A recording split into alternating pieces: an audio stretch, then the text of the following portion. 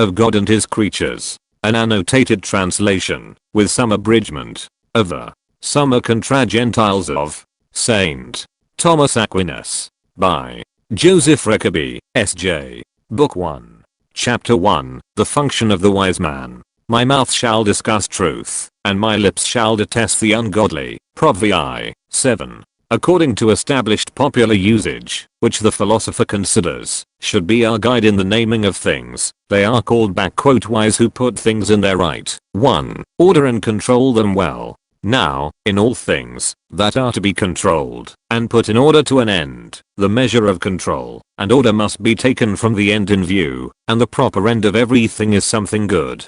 Hence we see in the arts that art A governs, and, as it were, lords it over art B, when the proper end of art B belongs to A. To thus the art of medicine lords it over the art of the apothecary, because health, the object of medicine, is the end of all drugs, that the apothecary's art compounds. These arts that lord it over others are called "master building," or "masterful arts," and the "master builders who practice them arrogate to themselves the name of "wise men." But because these persons deal with the ends in view of certain particular things, without attaining to the general end of all things, they are called "wise in this, or that particular thing," as it is said, "As a wise architect one have laid the foundation." 1 Cor III 10, while the name of "wise without qualification" is reserved for him alone who deals with the last end of the universe, which is also the first beginning of the order of the universe. Hence, according to the philosopher, it is proper to the wise man to consider the highest causes. Now the last end of everything is that which is intended by the prime author or mover thereof. The prime author and mover of the universe is intelligence, as will be shown later. B. 2nd, chapter 1, 23rd to 24th. Therefore the last end of the universe must be the good of the intelligence, and that is truth. Truth then must be the final end of the whole universe, and about the consideration of that end, 3. Wisdom must primarily be concerned. And therefore the divine wisdom, clothed in flesh, testifies that he came into the world for the manifestation of truth. For this was one born, and unto this one came into the world, to give testimony to the truth. John's vi. 37. The philosopher also rules that the first philosophy is the science of truth, not of any and every truth, but of that truth which is the origin of all truth, and appertains to the first principle of the being of all things. Hence its truth is the principle of all truth, for things are in truth as they are in being. It is one and the same function, to embrace either of two contraries, and to repel the other. Hence, as it is the function of the wise man to discuss truth, particularly of the first beginning, so it is his also, to impugn the contrary error. Suitably therefore is the double function of the wise man displayed in the words above quoted from the sapiential book, namely, to study, and upon study to speak out the truth of God, which of all other is most properly called truth, and this is referred to in the words, "My mouth shall discuss truth," and to impugn error contrary to truth, as referred to in the words, "And my lips shall detest the ungodly." 17. 1 For direct redirect. To the idea is in Aristotle, Eth. Nic 1, opening. 3 Read Circa Regis Finis Considerationum. 18.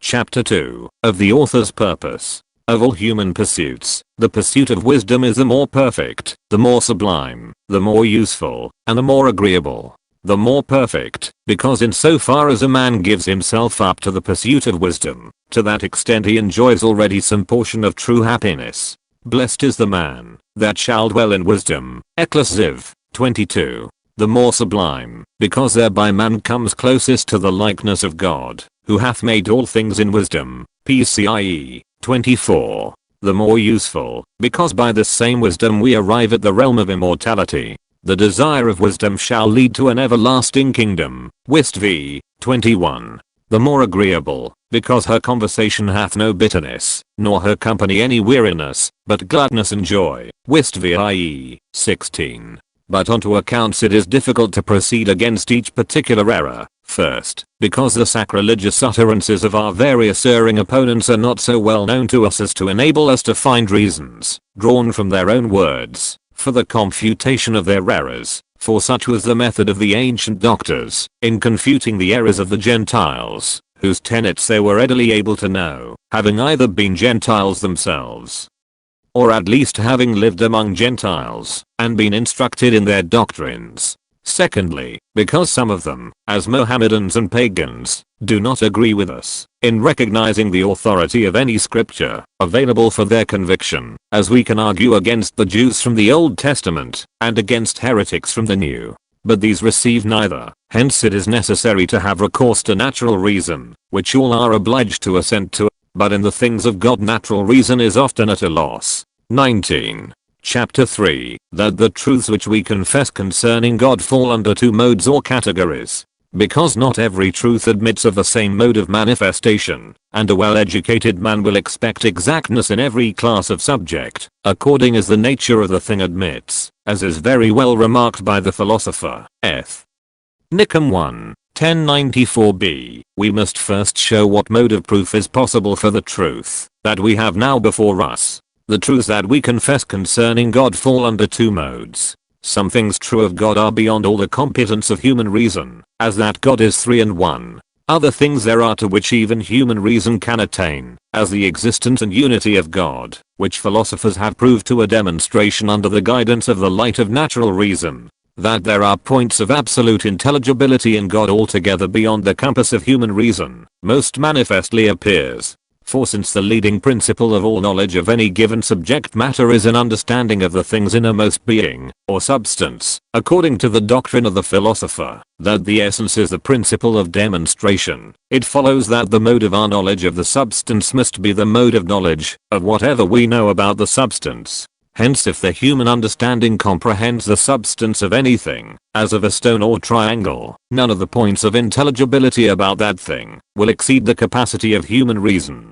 For but this is not our case with regard to God. The human understanding cannot go so far of its natural power as to grasp his substance, since under the conditions of the present life the knowledge of our understanding commences with sense, and therefore objects beyond sense cannot be grasped by human understanding, except so far as knowledge is gathered of them through the senses. But things of sense cannot lead our understanding to read in them the essence of the divine substance, inasmuch as they are effects inadequate to the power that caused them. Nevertheless our understanding is thereby led to some knowledge of God, namely, of his existence, and of other attributes, that must necessarily be attributed to the first cause. There are, therefore, some points of intelligibility in God, accessible to human reason, and other points that altogether transcend the power of human reason. 5. The same thing may be understood from consideration of degrees of intelligibility. 6 of two minds, one of which has a keener insight into truth than the other. The higher mind understands much that the other cannot grasp at all, as is clear in the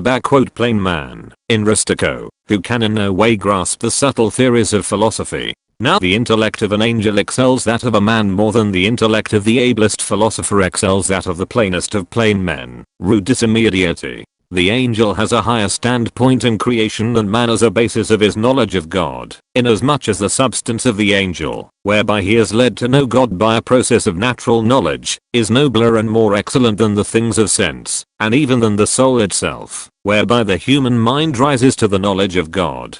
But the divine mind exceeds the angelic much more than the angelic the human.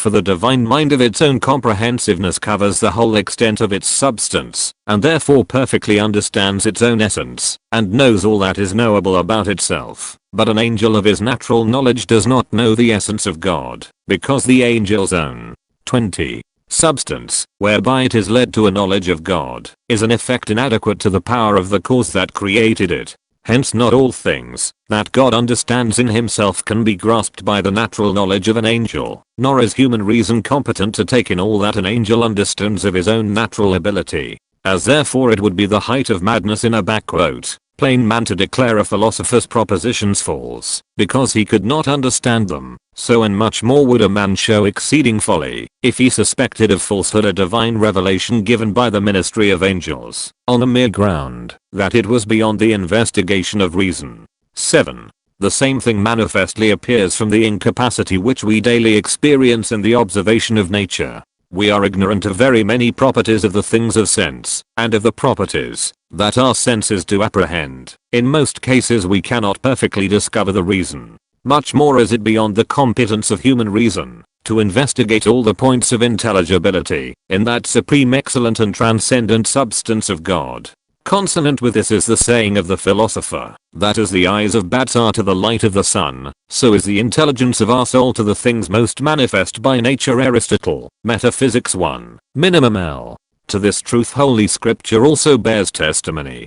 For it is said, perchance thou wilt seize upon the traces of God, and fully discover the Almighty. Job Z. 7. And, lo, God is great, and surpassing our knowledge. Job XV. 26.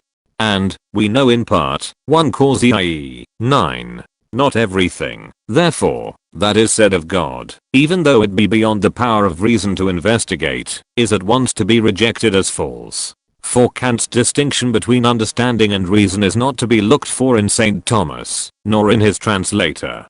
St. Thomas frequently uses the two terms indiscriminately. When he does distinguish them, it is inasmuch as understanding is intuitive, reason discursive. Understanding thus is the higher faculty. Understanding, not reason, is ascribed to God and the angels. 5. This argument will sound superfluous to most modern ears, content as men now are to register and argue phenomena, without regard to essences and substances, or altogether disbelieving in such "things in themselves." We have thousands of practical electricians, but who knows the essence of electricity? Even if molecular science shall ever conduct us to an accepted theory of the ultimate constituents of matter, we can scarcely hope thence to deduce the phenomena even of a pebble or one grain of sand. They are likely to prove complex beyond human calculation. The only essences that we know, and can use as a basis of deduction, are those which answer to certain abstract conceptions, as "triangle", "fortitude", "sovereignty".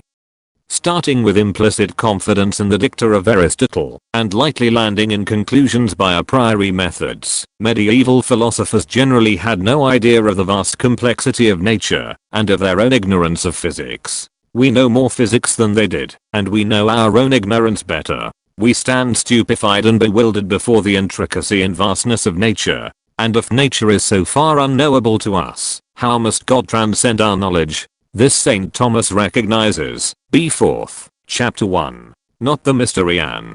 21. Unknowableness of God needs to be brought home to the modern mind, but the fact that anything can be known with certainty about God at all. 6. Measured objectively, that is the higher degree of intelligibility, which it takes a higher intelligence to understand. It contains more matter of understanding. 7. What the man might more reasonably suspect would be the fact of the thing having been divinely revealed by the ministry of angels. There is the whole difficulty of faith, not in the thing revealed, for instance, transubstantiation, but in the fact of revelation.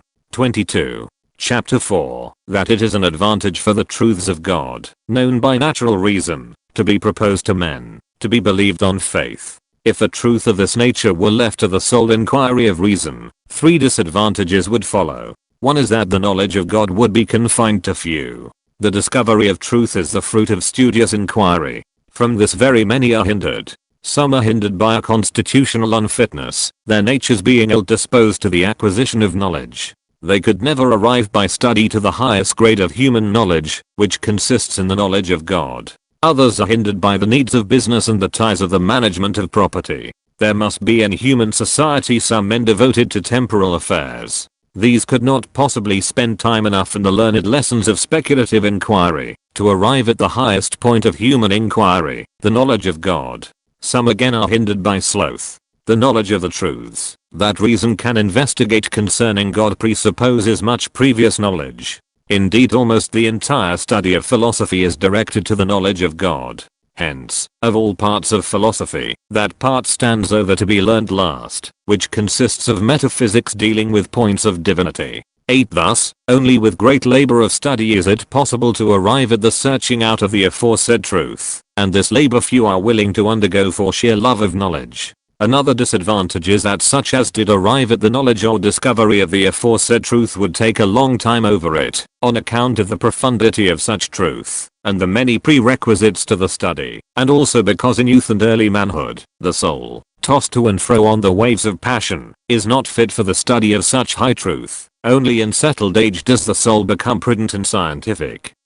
As the philosopher says, Thus, if the only way open to the knowledge of God were the way of reason, the human race would dwell long in thick darkness of ignorance, as the knowledge of God, the best instrument for making men perfect and good, would accrue only to a few, and to those few after a considerable lapse of time. A third disadvantage is that, owing to the infirmity of our judgment and the perturbing force of imagination, there is some admixture of error in most of the investigations of human reason. This would be a reason to many for continuing to doubt even of the most accurate demonstrations, not perceiving the force of the demonstration, and seeing the divers judgments of divers persons who have the name of being wise men. Besides, in the midst of much demonstrated truth there is sometimes an element of error, not demonstrated but asserted on the strength of some plausible and sophistic reasoning, that is taken for a demonstration. And therefore it was necessary for the real truth concerning divine things, to be presented to men with fixed certainty by way of faith. Wholesome therefore is the arrangement of divine clemency, whereby things, even that reason can investigate, are commanded to be held on faith, so that all might easily be partakers of the knowledge of God, and that without doubt and error. 9. Hence it is said, now ye walk not as the Gentiles walk in the vanity of their own notions, having the understanding darkened. F5, 17, 18, and, one will make all thy sons taught of the Lord. Isoliv, 1, 5, 23. 8 Metaphysica, qui circa divinivissita, answers pretty well to what is now called natural theology. In the order of sciences, then, natural theology comes last in philosophy, and presupposes a knowledge of all the rest.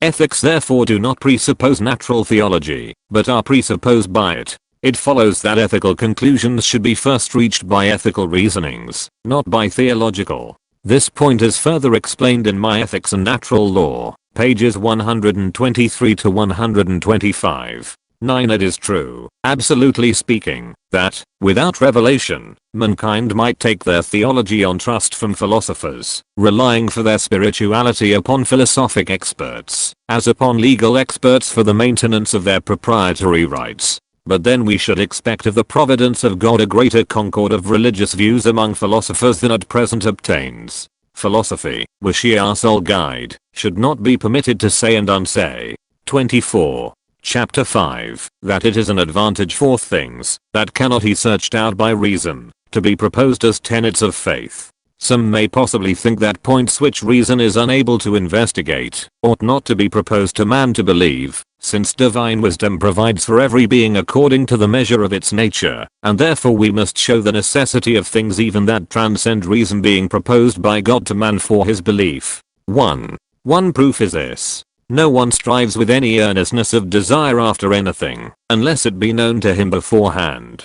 Since, then, as will be traced out in the following pages, b. 3rd chapter, 3 i.e., divine providence directs men to a higher good than human frailty can experience in the present life, the mental faculties ought to be evoked, and led onward to something higher than our reason can attain at present, learning thereby to desire something, and earnestly to tend to something, that transcends the entire state of the present life. And such is the special function of the Christian religion, which stands alone in its promise of spiritual and eternal goods, whereas the old law, carrying temporal promises, proposed few tenets, that transcended the inquiry of human reason. 10. 2. Also another advantage is thence derived, to wit, the repression of presumption, which is the mother of error. For there are some so presumptuous of their own genius as to think, that they can measure with their understanding the whole nature of the Godhead, thinking all that to be true which seems true to them, and that to be false which does not seem true to them. In order then, that the human mind might be delivered from this presumption, and attain to a modest style of inquiry after truth, it was necessary for certain things to be proposed to man from God, that altogether exceeded his understanding. 3. There is also another evident advantage in this, that any knowledge, however imperfect, of the noblest object confers a very high perfection on the soul. And therefore, though human reason cannot fully grasp truths above reason, nevertheless it is much perfected, by holding such truths after some fashion at least by faith. And therefore it is said, many things beyond the understanding of man are shown to thee. Ecclesiastes 23.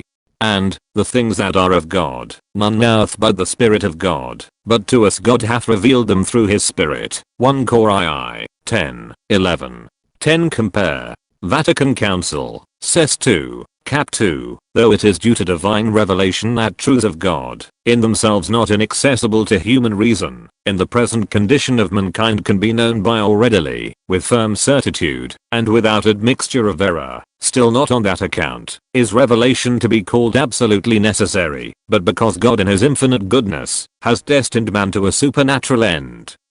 That is, to a share in the good things of God, which altogether surpass the intelligence of the human mind. Faith is the indispensable prelude to the beatific vision, the supernatural end of man. Both are immediate knowledges of God. Faith the hearing of his word on earth. Vision. 25. The seeing of his face in heaven. Without revelation there would be some natural knowledge of God, but not the knowledge of faith.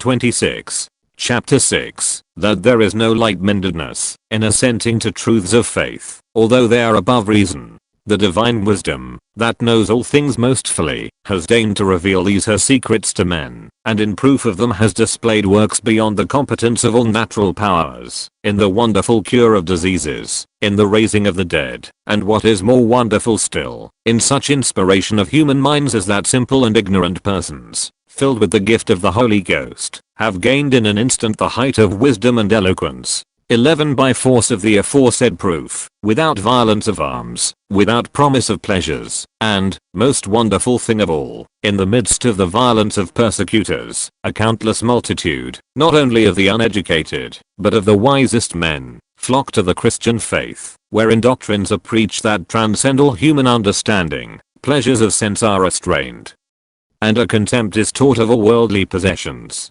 That mortal minds should assent to such teaching is the greatest of miracles, and a manifest work of divine inspiration leading men to despise the visible and desire only invisible goods. Nor did this happen suddenly nor by chance, but by a divine disposition, as is manifest from the fact that God foretold by many oracles of his prophets that he intended to do this. The books of those prophets are still venerated amongst us, as bearing testimony to our faith. This argument is touched upon in the text, which, salvation, having begun to be uttered by the Lord, was confirmed by them that heard him even unto us, God joining in the testimony by signs and portents and various distributions of the Holy Spirit, hereby 3, 4. This so wonderful conversion of the world to the Christian faith is so certain a sign of past miracles, that they need no further reiteration, since they appear evidently in their effects. It would be more wonderful than all other miracles, if without miraculous signs the world had been induced by simple and low-born men, to believe truths so arduous, to do works so difficult, to hope for rewards so high. And yet even in our times God ceases not through his saints, to work miracles for the confirmation of the faith. 12. 11 The references to the miraculous endowments, called charismata, of the apostles and first Christians. Acts II, 4, x. 44-46. 1 Causive. 12 The whole argument of this chapter, a favorite with Cardinal Newman, is drawn out in the concluding pages of the Grammar of Assent, pages 456 to 492, edition 1895. 27. Chapter 7, that the truth of reason is not contrary to the truth of Christian faith. The natural dictates of reason must certainly be quite true. It is impossible to think of their being otherwise. Nor again is it permissible to believe that the tenets of faith are false, being so evidently confirmed by God. 13 Since therefore falsehood alone is contrary to truth, it is impossible for the truth of faith to be contrary to principles known by natural reason. 2. Whatever is put into the disciple's mind by the teacher, is contained in the knowledge of the teacher, unless the teacher is teaching dishonestly, which would be a wicked thing to say of God.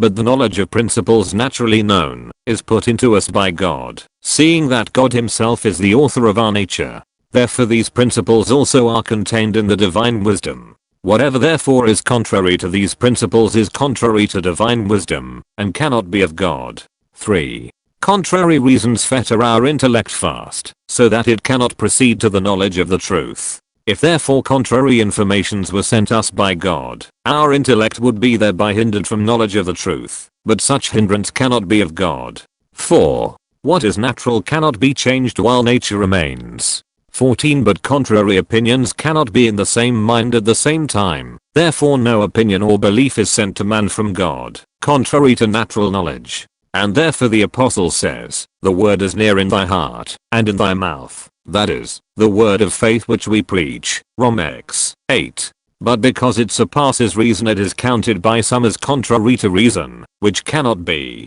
To the same effect, is the authority of Augustine, General ad litii, 18. What truth reveals, can no wise be contrary to the holy books either of the Old, or of the New Testament. Hence the conclusion is evident, that any arguments alleged against the teachings of faith do not proceed logically from first principles of nature, principles of themselves known, and so do not amount to a demonstration, but are either probable reasons or sophistical, hence room is left for refuting them. 15. 13 The evidently refers to believers. To other men the thing is not so evident. Why? It is not for us to inquire. But to one who has the faith, the tenets of faith are so evidently confirmed by God, that he feels that for him to reject any of these tenets would be tantamount to throwing over his God. 14 A notable pronouncement against the nominalists. 15 A reference to the Aristotelian demonstration by strict logical reasoning from necessary truths, as laid down in the posterior analytics. This chapter goes to set aside the notion that unsound theology may still be sound philosophy, but as a truth, undiscernible by reason, may be discerned by revelation, so also may an error, or a flaw in an argument, be evident on grounds of revelation only, and not on any other grounds.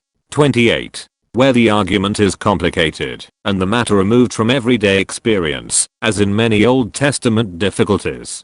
29. Chapter 8, of the relation of human reason to the first truth of faith. 16. The things of sense, from whence human reason takes its beginning of knowledge, retain in themselves some trace of imitation of God, inasmuch as they are, and are good, yet so imperfect is this trace, that it proves wholly insufficient to declare the substance of God himself. Since every agent acts to the producing of its own likeness, effects in their several ways bear some likeness to their causes, nevertheless the effect does not always attain to the perfect likeness of the agent that produces it. In regard then to knowledge of the truth of faith, which can only be thoroughly known to those who behold the substance of God, human reason stands so conditioned as to be able to argue some true likenesses to it, which likenesses however are not sufficient for any sort of demonstrative or intuitive comprehension of the aforesaid truth. Still it is useful for the human mind to exercise itself in such reasonings, however feeble, provided there be no presumptuous hope of perfect comprehension or demonstration.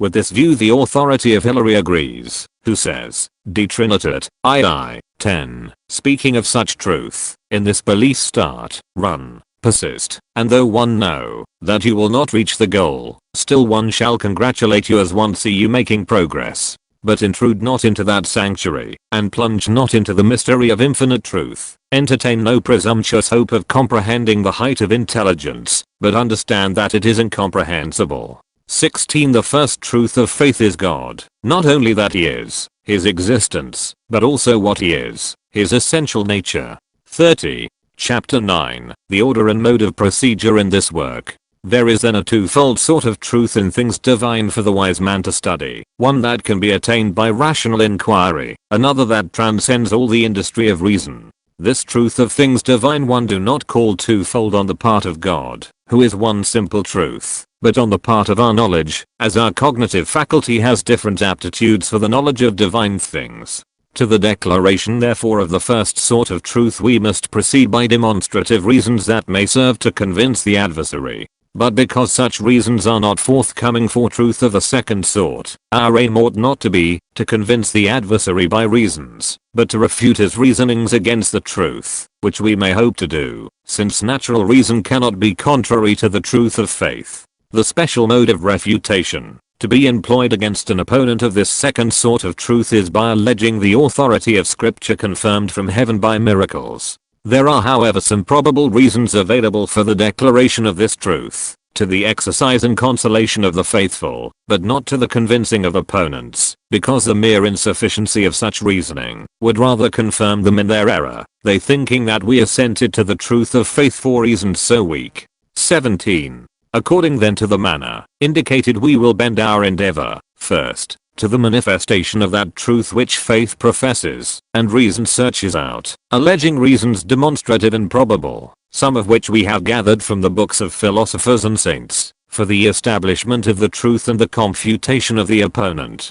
Then, to proceed from what is more to what is less manifest in our regard, we will pass to the manifestation of that truth which transcends reason, solving the arguments of opponents, and by probable reasons and authorities, so far as God shall enable us, declaring the truth of faith. Taking therefore the way of reason to the pursuit of truths that human reason can search out regarding God, the first consideration, that meets us is of the attributes of God in himself, secondly of the coming forth of creatures from God, thirdly of the order of creatures to God as to their last end. 18. 17. 1. Invite the reader, especially if he be an adversary, carefully to read this sentence and bear it in mind throughout the book. The arguments alleged are never fanciful or frivolous, if you understand them, except where they involve some medieval ignorance of physics, cases usually omitted in this translation. But they frequently fall short of demonstration, as their author was well aware, who was often content with probabilities. 18. These three divisions answer to books 1, 2, 3 respectively. Book 4th is devoted to that truth of God which transcends reason, and is known only, or principally, by faith. These first 9 chapters form the introduction to the work. 31. Chapter 10, of the opinion of those who say, that the existence of God cannot be proved, being a self-evident truth. This opinion rests on the following grounds. 19. 1. Those truths are self-evident which are recognized at once, as soon as the terms in which they are expressed are known. Such a truth is the assertion that God exists, for by the name God we understand something greater than which nothing can be thought. This notion is formed in the understanding by whoever hears and understands the name God, so that God must already exist at least in the mind. Now he cannot exist in the mind only, for what is in the mind, and in reality, is greater than that which is in the mind only, but nothing is greater than God, as the very meaning of the name shows. It follows that the existence of God is a self-evident truth, being evidenced by the mere meaning of the name. 2. The existence of a being is conceivable, that could not be conceived not to exist. Such a being is evidently greater than another that could be conceived not to exist. Thus then something greater than God is conceivable, if he could be conceived not to exist, but anything greater than God is against the meaning of the name God. It remains then, that the existence of God is a self-evident truth. 3. Those propositions are most self-evident which are either identities, as man is man, or in which the predicates are included in the definitions of the subjects, as man is an animal. But in God of all beings this is found true, that his existence is his essence, as will be shown later, for chapter 22, and thus there is one and the same answer to the question what is he, and whether he is. 20. Thus then, when it is said God is, the predicate is either the same with the subject or at least is included in the definition of the subject, and thus the existence of God will be a self-evident truth. 4. Things naturally known are self-evident, for the knowledge of them is not attained by inquiry and study, but the existence of God is naturally known, since the desire of man tends naturally to God as to his last end, as will be shown further on. B. 3rd, chapter 525. 5. That must be self-evident whereby all other things are known, but such is God, for as the light of the sun is the principle of all visual perception, so the divine light is the principle of all intellectual cognition. 19. This opinion is St. Anselm's, and the first 2 arguments alleged for it are his ontological argument for the existence of God, revived by Descartes, rejected by Kant. Cf. Arders Natural Theology, pages 24 to 29, Manuals of Catholic Philosophy. 20. The answer is that given in Exodus II, 14. 1 am who am. 32. Chapter 11, Rejection of the aforesaid opinion, and solution of the aforesaid reasons. The above opinion arises partly from custom, men being accustomed from the beginning, to hear and invoke the name of God. Custom, especially that which is from the beginning, takes the place of nature, hence notions wherewith the mind is imbued from childhood are held as firmly, as if they were naturally known and self-evident. Partly also it owes its origin to the neglect of a distinction between what is self-evident of itself absolutely, and what is self-evident relatively to us. Absolutely indeed the existence of God is self-evident, since God's essence is his existence. But since we cannot mentally conceive God's essence, his existence is not self-evident relatively to us. 1. Nor is the existence of God necessarily self-evident, as soon as the meaning of the name "God" is known. First, because it is not evident, even to all who admit the existence of God, that God is something greater than which nothing can be conceived, since many of the ancients said that this world was God. Then granting that universal usage understands by the name "God" something greater than which nothing can be conceived, it will not follow that there exists in rerum natura something greater than which nothing can be conceived. For "thing" and notion implied in the name of the thing must answer to one another. From the conception in the mind of what is declared by this name "God" it does not follow that God exists otherwise than in the mind. Hence there will be no necessity either of that something greater than which nothing can be conceived, existing otherwise than in the mind, and from this, it does not follow that there is anything in rerum natura greater than which nothing can be conceived. And so the supposition of the non-existence of God goes into shade. For the possibility of our thought outrunning the greatness of any given object, whether of the actual or of the ideal order, has nothing in it to vex the soul of anyone, except of him alone who already grants the existence in rerum natura of something than which nothing can be conceived greater. 21.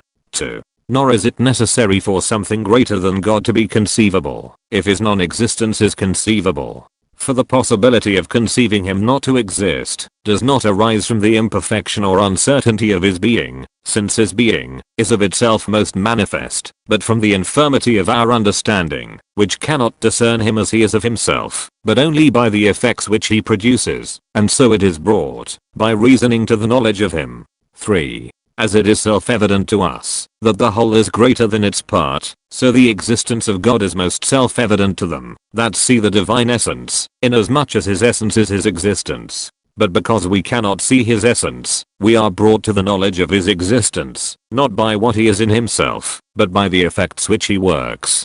22. 4. Man knows God naturally as he desires him naturally. Now man desires him naturally inasmuch as he naturally desires happiness, which is a certain likeness to the divine goodness. Thus it is not necessary that God, considered in himself, should be 33. Naturally known to man, but a certain likeness of God. Hence man must be led to a knowledge of God through the likenesses of him that are found in the effects which he works. 5. God is that wherein all things are known, not as though other things could not be known without his being known first, as happens in the case of self-evident principles, but because through his influence all knowledge is caused in us. 21. St. Thomas means, if one form a notion of a thing, and then get a name to express that notion, it does not follow that the thing, answering to such name and notion, exists. St. Anselm's disciples reply, true of the notions of all other things, as islands or dollars, which may or may not be, but not true of the notion of that one thing, whereof existence is a very part of the notion.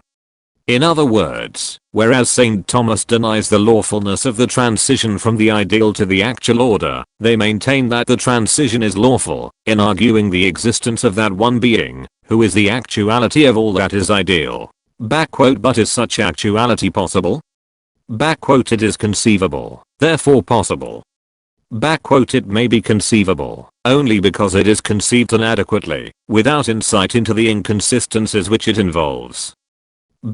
You have no right to assume inconsistencies, where you discern none, rejoins Leibniz. And so this ontological argument will be tossed up and down, as an apple of discord, to the end. 22. Is a conceptual view of his essence a sufficient argument of his existence?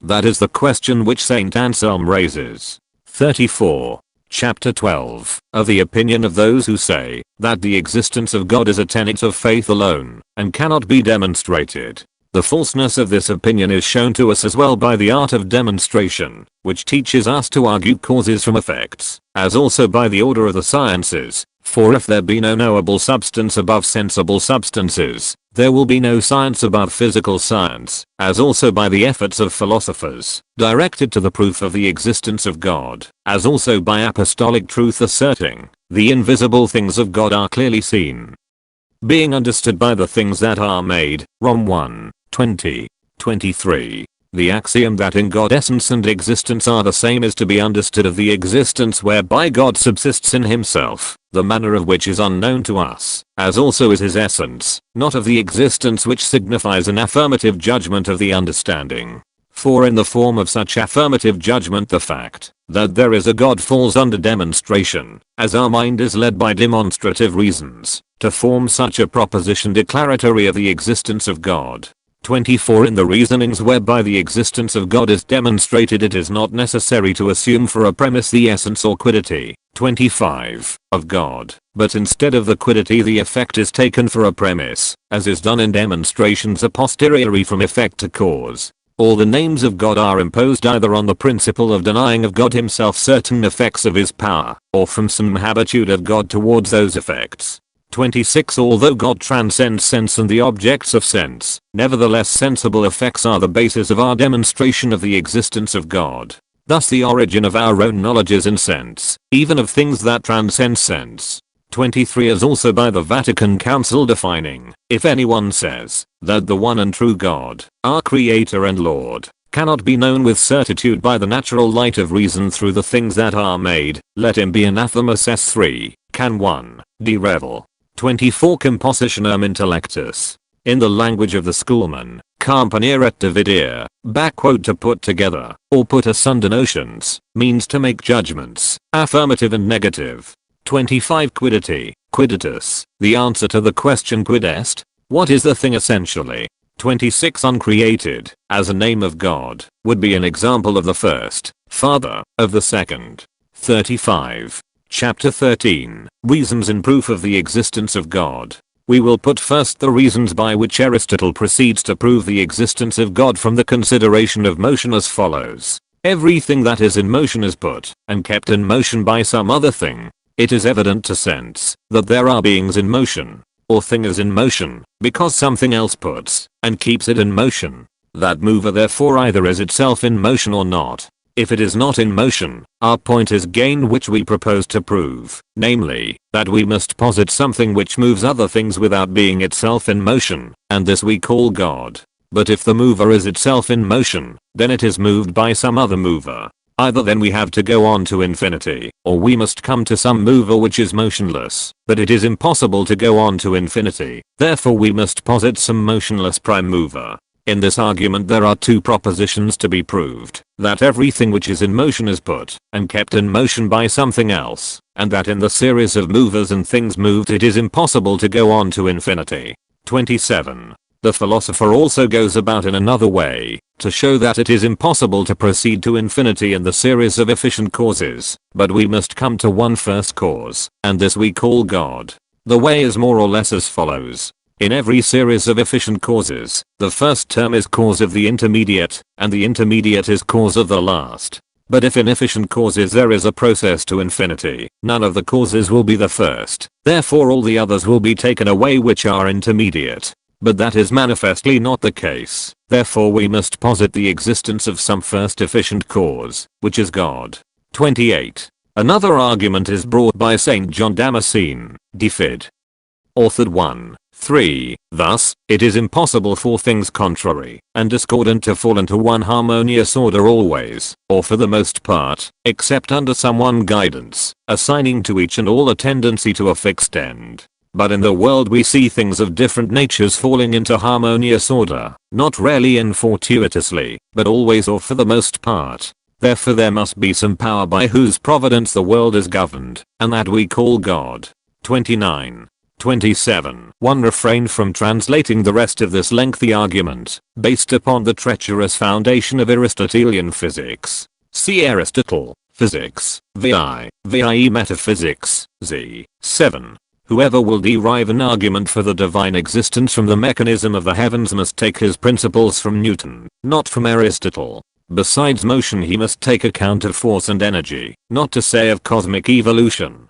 He must know not only the motion of impact, as when a row of 9 pins knock one another down from a push given to the first, but also the motion that is set up by gravitation. Aristotle knew nothing of gravitation, and only half knew the inertia of matter declared by Newton's first law of motion. He supposed that motion, of its own nature, not only needed starting, but also needed continual keeping up by some continually acting cause. He did not know that the question with a moving body is not 36. What there is to keep it in motion, but what there is to stop it. It would be a mistake to represent the Aristotelian argument of the prime mover as referring to some primitive push or some rotary motion started in the primitive nebula at the first creation of matter. Matter, to Aristotle, to Plato, and to the Greeks generally, is eternal, not created. One need hardly add that between an immovable prime mover and a personal god a wide gulf intervenes which Aristotle does not bridge over. See however, chapter 23 of this book. The whole idea of a prime mover has vanished from modern physics. The whole universe, as we know it, is a congeries of sun and planet systems, some of them apparently still in process of formation, arranged possibly in the shape of a huge convex lens. These bodies act and react on each other. And besides these molar motions there are also molecular motions quite as real. The causes of these motions are innumerable forces. The study of them carries us back to consider the "primitive collocation of the forces of the universe," a collocation whereby they were arranged in a "position of advantage," so that out of their interaction has ensued this orderly world, and in it our earth, fit habitation for living things. On this "primitive collocation," Father writes, Natural Theology, p. 56, although we have nothing to say against the assumption made by astronomers that our cosmic system resulted from the condensation and division of a primitive rotating nebula, yet we cannot admit this nebula without observing that there must have been a first arrangement of the material element which constituted it. One which already contained the present system, or else the said system could never have resulted from it. Now this first arrangement was neither the effect of the forces of matter, nor was it essential to matter. Therefore if we would explain the origin of that system without violation of reason, we are forced to say that its first beginning, nebular or otherwise, is due to an intelligent cause. To this effect he adds this quotation from Huxley, Life and Letters of Charles Darwin, 2nd, 201. 202. The teleological and the mechanical views of nature are not necessarily mutually exclusive. On the contrary, the more purely a mechanist the speculator is, the more firmly does he assume a primordial molecular arrangement, of which all the phenomena of the universe are consequences, and the more completely is he thereby at the mercy of the teleologist, who can always defy him to disprove that this primordial molecular arrangement was not intended to evolve the phenomena of the universe. Om quod movita ab alio movita. One translate everything in motion is put and kept in motion by another. Such is the sense of St. Thomas and of Aristotle. The ab alio however is not in Aristotle. His words are, everything in motion must be put and kept in motion by something phys vi. 1. And he adds, everything in local motion is moved either by itself or by another physics. Vi. 2. Things that had souls he thought were moved by themselves, and especially the heavenly bodies, which were guided by some sort of animating soul in perpetual circular motion. St. Thomas, B. 3rd, chapter 7, lux vi, in the Latin, has his doubts as to the heavenly bodies being animated. He considers however, B. 3rd, chapter 8, lxxxii, that sublunary bodies are ruled by God through the heavenly bodies. Taking movement for local motion, the argument of the prime mover, for a modern mind, resolves itself into the question of primitive collocation. Some collocation is presupposed to every mechanical problem. Why this collocation rather than that, is a question answerable only either by regressus in infinitum, QEA, or by an invocation of mind and design. The argument however may avail itself of a wider meaning of motus, namely, change, and contend that, at the back of the 37, change is apparent everywhere, there must be some changeless being, author, and guide of this changing universe. So presented, it is sometimes called the argument from contingent to necessary being. 28 A rough outline of the argument of the first cause. There is some trace of it in the Metaphysics of Aristotle, II, 3. 29. The argument from design, on which Cedar, Nat. Theo, pages 46 to 61. 38. Chapter 14, that, in order to a knowledge of God we must use the method of negative differentiation. 30. After showing that there is a first being, whom we call God, we must inquire into the conditions of his existence. We must use the method of negative differentiation, particularly in the consideration of the divine substance. For the divine substance, by its immensity, transcends every form that our intellect can realize, and thus we cannot apprehend it by knowing what it is, but we have some sort of knowledge of it by knowing what it is not. 31. The more we can negatively differentiate it, or the more attributes we can strike off from it in our mind, the more we approach to a knowledge of it, for we know each thing more perfectly, the fuller view we have of its differences as compared with other things. For each thing has in itself a proper being, distinct from all others. Hence in dealing with things that we can define, we first place them in some genus, by which we know in general what the thing is, and afterwards we add the differentius whereby the thing is distinguished from other things, and thus is achieved a complete knowledge of the substance of the thing. But because in the study of the divine substance we cannot fix upon anything for a genus, chapter 9, 25th, nor can we mark that substance off from other things by affirmative differentius, we must determine it by negative differentius. In affirmative differentius one limits the extension of another, and brings us nearer to a complete designation of the thing under inquiry, inasmuch as it makes that thing differ from more and more things. And the same holds good also of negative differentius. For example, we may say that God is not an accident, in that he is distinguished from all accidents. Then if we add that he is not a body, we shall further distinguish him from some substances, and so in order by such negations he will be further distinguished from everything besides himself, and then there will be a proper notion of his substance, when he shall be known as distinct from all. Still it will not be a perfect knowledge, because he will not be known for what he is in himself. 32.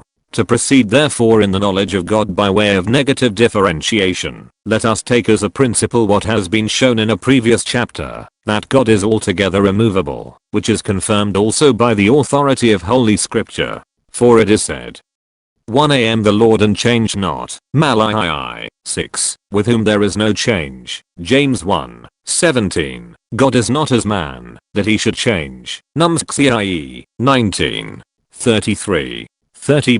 Negative differentiation. The chapter will explain the phrase. In St. Thomas it is remotio. 31. St. Gregory Nazianzen, in one of his poems, calls God one and all things and nothing. In the Summa Theologica, B1, Q13, Art 2, St. Thomas guards his statement thus, of the names that are predicated of God absolutely and affirmatively, as "good, wise, and the like." Some have said that all such names are invented rather to remove something from God than to posit anything in him. But this account is unsatisfactory, and therefore we must say otherwise, that such names do signify the divine substance, but fail to represent it perfectly. None of them is a perfect 39 expression of the substance of God, but each of them signifies it imperfectly, as creatures also represent it imperfectly. 32. Not every notion can be absolutely denied of God, as spirit, power, wise,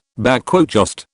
Although he is none of these things in a purely human sense, he is all of them in a more excellent way. 33. St. Thomas passes from immovable to immutable. Aristotle, Physics, VI, 2, distinguishes three sorts of motion, local motion, now the subject matter of dynamics, change, or motion in quality, now the matter of chemistry, growth and decay, or motion in quantity, matter of biology. Thus three incongruous things were labeled with one name, to the prejudice of science for many centuries. 40. Chapter 15, that God is eternal. The beginning of anything, and its ceasing to be is brought about by motion or change. But it has been shown that God is altogether unchangeable. He is therefore eternal, without beginning or end. 34. 2. Those things alone are measured by time which are in motion, inasmuch as time is an enumeration of motion. 35. But God is altogether without motion, and therefore is not measured by time. Therefore in him, it is impossible to fix any before or after. He has no being after not being, nor can he have any not being after being, nor can any succession be found in his being, because all this is unintelligible without time. He is therefore without beginning and without end, having all his being at once, wherein consists the essence of eternity. 3. If at some time God was not, and afterwards was, he was brought forth by some cause from not being to being, but not by himself, because what is not cannot do anything. But if by another, that other is prior to him. But it has been shown that God is the first cause, therefore he did not begin to be, hence neither will he cease to be, because what always has been, has the force of being always. 4. We see in the world some things which are possible to be, and not to be. But everything that is possible to be has a cause, foreseeing that of itself it is open to two alternatives, being and not being. If being is to be assigned to it, that must be from some cause. But we cannot proceed to infinity in a series of causes, therefore we must posit something that necessarily is. Now everything necessary either has the cause of its necessity from elsewhere, 36, or not from elsewhere, but is of itself necessary. But we cannot proceed to infinity in the enumeration of things necessary that have the cause of their necessity from elsewhere. Therefore we must come to some first thing necessary, that is of itself necessary, and that is God. Therefore God is eternal, since everything that is of itself necessary is eternal. Hence the psalmist, but thou, O Lord, abidest forever, thou art the selfsame, and thy years shall not fail. PCI 13-28. 34. But all our experience of life involves change. Our experience lends itself more readily to the conception of eternal death than of eternal life. To our eye, the motionless and changeless is the dead, the effete and exhausted, or the inanimate. Yet we dare to predicate eternity of a living God. The difficulty is met in the next chapter, where it is argued that God is pure actuality, an activity and life so full as to be above change. 35. An enumeration of motion in respect of before and after, says Aristotle, Physics, IV, 11 alt. The unit in this enumeration is one revolution of the earth on its axis. 36. In which case it is what Aristotle calls "not absolutely necessary, but following necessarily upon the existence of something else, which may or may not be." 41. Chapter 16. That in God there is no passive potentiality. 37. Everything that has in its substance an admixture of potentiality, to the extent that it has potentiality, is liable not to be, because what can be, can also not be. But God in himself cannot not be, seeing that he is everlasting, therefore there is in God no potentiality. 2. Although in order of time, that which is sometimes in potentiality, sometimes in actuality, is in potentiality, before it is in actuality, yet, absolutely speaking, actuality is prior to potentiality. 38. Because potentiality does not bring itself into actuality, but is brought into actuality by something which is already in actuality. 39. Everything therefore that is anyway in potentiality, has something else prior to it. But God is the first being and the first cause, and therefore has not in himself any admixture of potentiality. 4. Everything acts inasmuch as it is an actuality. 40. Whatever then is not all actuality, does not act by its whole self, but by something of itself. But what does not act by its whole self, is not a prime agent, for it acts by participation in something else, not by its own essence. The prime agent then, which is God, has no admixture of potentiality, but is pure actuality. 6. We see that there is that in the world, which passes from potentiality to actuality. But it does not educe itself from potentiality to actuality, because what is in potentiality is not as yet, and therefore cannot act. Therefore there must be some other prior thing, whereby this thing may be brought out from potentiality to actuality. And again, if this further thing is going out from potentiality to actuality, there must be posited before it yet some other thing, whereby it may be reduced to actuality. But this process cannot go on forever, therefore we must come to something that is only in actuality, and no wise in potentiality, and that we call God. 41. 37. Potentia passiva, the Aristotelian "potentiality" in its opposition to "act." Taken actively, the word potentia is to be rendered "power", not "potentiality". as God possesses the power to create whatever can be made at all. There is in him the promise and potency of all possible being. In him all things that are, or ever can be exist eminently and virtually. He is all that they are, but in a better and more excellent way, in some such way as a seal is in regard of all the impressions that ever can be taken of it, or as a king in regard of a viceroy or lord lieutenant, so much so that actual creation makes no addition to God, or to the sum total of being absolutely speaking. Compare Isa Excel 38. Actuality is prior to potentiality. The whole metaphysical proof of the existence of God may be said to be summed up in these words. 39. A metaphysical and therefore more general statement of the physical law of inertia. 42. 40. Every agent acts inasmuch as it is an actuality, is a favorite axiom of the schoolman, to which there is a reciprocal. Everything that is acted upon inasmuch as it is in potentiality, which is also put thus, everything received, is received according to the mode of the recipient. To be in actuality, is something akin to the modern conception of energy. Every agent then acts according to its proximately available energy. A man does only what he is up to doing. 41. This last is in substance the whole argument of chapter 13th. St. Thomas is thinking of such an instance in the first place as the birth of a child, or the growth of a crop of wheat. Intellectual agents have some limited power of educing themselves from potentiality to actuality, for instance, from armed peace to war, but their case is not under consideration here. 43. Chapter 18. That in God there is no composition. In every compound there must be actuality and potentiality. For a plurality of things cannot become one thing, unless there be actuality and potentiality. For things that are not one absolutely, are not actually united, except by being in a manner tied up together or driven together, in which case the parts thus got together are in potentiality in respect of union, for they combine actually, after having been potentially combinable. But in God there is no potentiality, therefore there is not in him any composition. 42. 3. Every compound is potentially soluble in respect of its being compound, although in some cases there may be some other fact that stands in the way of dissolution. But what is soluble is in potentiality not to be, which cannot be said of God, seeing that he is of himself a necessary being. 42. Read, non enim plura possent ferianum, nisi aliquid ibicit actus et aliquid potentia. Qui enim non sunt unum simpliciter, actu non uniunter, nisi quasi colligata vel sicut congregata, in quibicitia ipsi parts congregati sunt sicut in potentia respectu unionus. 44.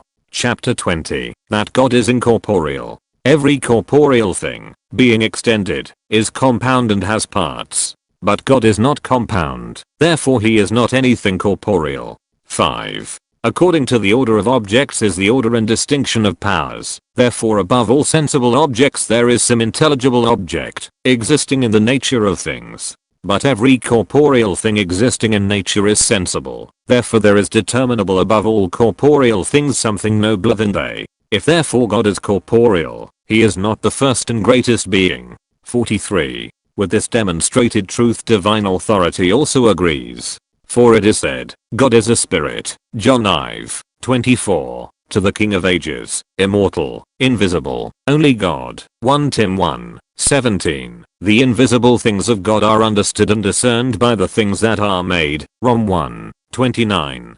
For the things that are discerned, not by sight but by understanding, are incorporeal. Hereby is destroyed the error of the first natural philosophers, who posited none but material causes. The Gentiles also are refuted, who set up the element of the world, and the powers therein existing, for gods, also the follies of the anthropomorphite heretics, who figured God under bodily lineaments, also of the Manichaeans, who thought God was an infinite substance of light diffused through infinite space. The occasion of all these errors was that, in thinking of divine things, men came under the influence of the imagination, which can be cognizant only of bodily likeness. And therefore we must transcend imagination in the study of things incorporeal. 43. 1. Have not translated the rest of this long chapter, founded as most of it is upon Aristotelian physics. One leading characteristic of bodies, inertia, may be confidently fixed upon as not predicable of the Supreme Being. 45. Chapter 21.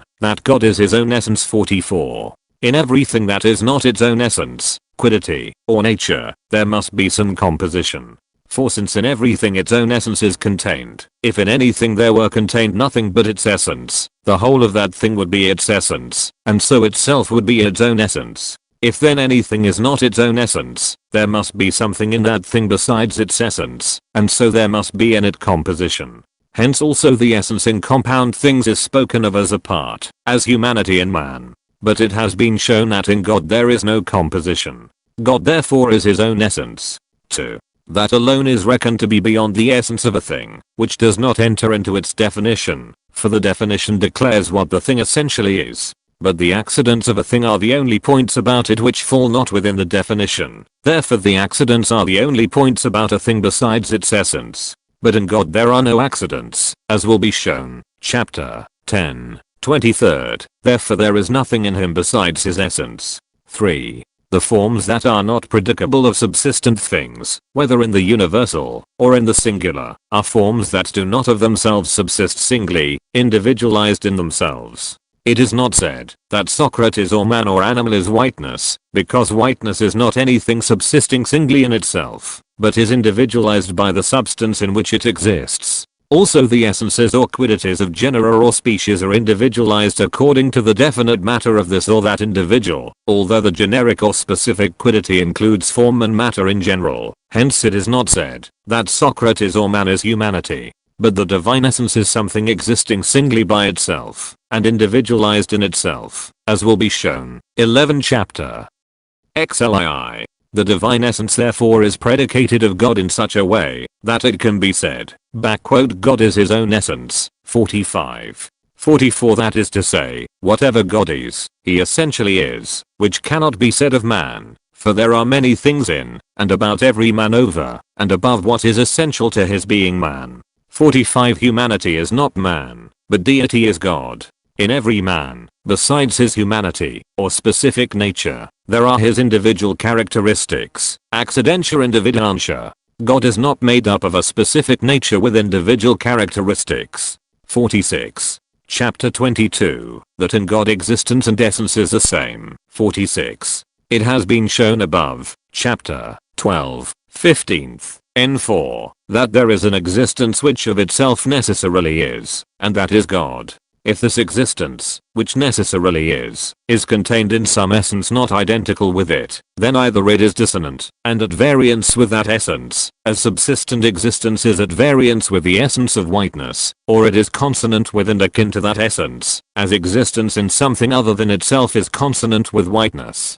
In the former case, the existence which of itself necessarily is, will not attach to that essence, any more than subsistent existence will attach to whiteness. In the latter case, either such existence must depend on the essence, or both existence and essence depend on another cause, or the essence must depend on the existence. The former two suppositions are against the idea of a being which of itself necessarily is, because, if it depends on another thing, it no longer is necessarily.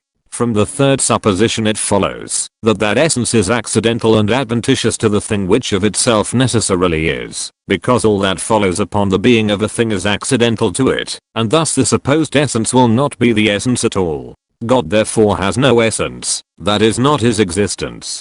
2. Everything is by its own existence. Whatever then is not its own existence does not of itself necessarily exist. But God does of himself necessarily exist, therefore God is his own existence. 4. Existence denotes a certain actuality, for a thing is not said to be for what it is potentially, but for what it is actually. But everything to which there attaches an actuality, existing as something different from it, stands to the same as potentiality to actuality. If then the divine essence is something else than its own existence, it follows that essence and existence in God stand to one another as potentiality and actuality. But it has been shown that in God there is nothing of potentiality, chapter 13, 16th, but that he is pure actuality. Therefore God's essence is not anything else but his existence. 47. 5. Everything that cannot be, except by the concurrence of several things is compound. But nothing in which essence is one thing, and existence another, can be except by the concurrence of several things, to wit, essence and existence. Therefore everything in which essence is one thing, and existence another, is compound. But God is not compound, as has been shown, chapter 14 18th. Therefore the very existence of God is his essence. This sublime truth was taught by the Lord to Moses, Exod 13:14. If they say to me, what is his name? What shall one say to them? Thus shalt thou say to the children of Israel, he who is hath sent me to you, showing this to be his proper name, he who is. But every name is given to show the nature or essence of something. Hence it remains that the very existence or being of God is his essence or nature. 47. 46. That is to say, it is the same thing for God to be at all, and to be exactly what he is. Godhead and this God are identical. No one possibly could be God save him alone who actually is God. In God the ideal order and the actual order coincide, the order of thought, essence, and the order of being, existence. 47. This distinction of actuality and potentiality is the saving of philosophy. Even physical science in our day has found potential a convenient term. The distinction is heedlessly abolished by those who put activity for being, and seem to think that the human mind itself would perish the moment it ceased to act, as though there could be no reality that was not actualized.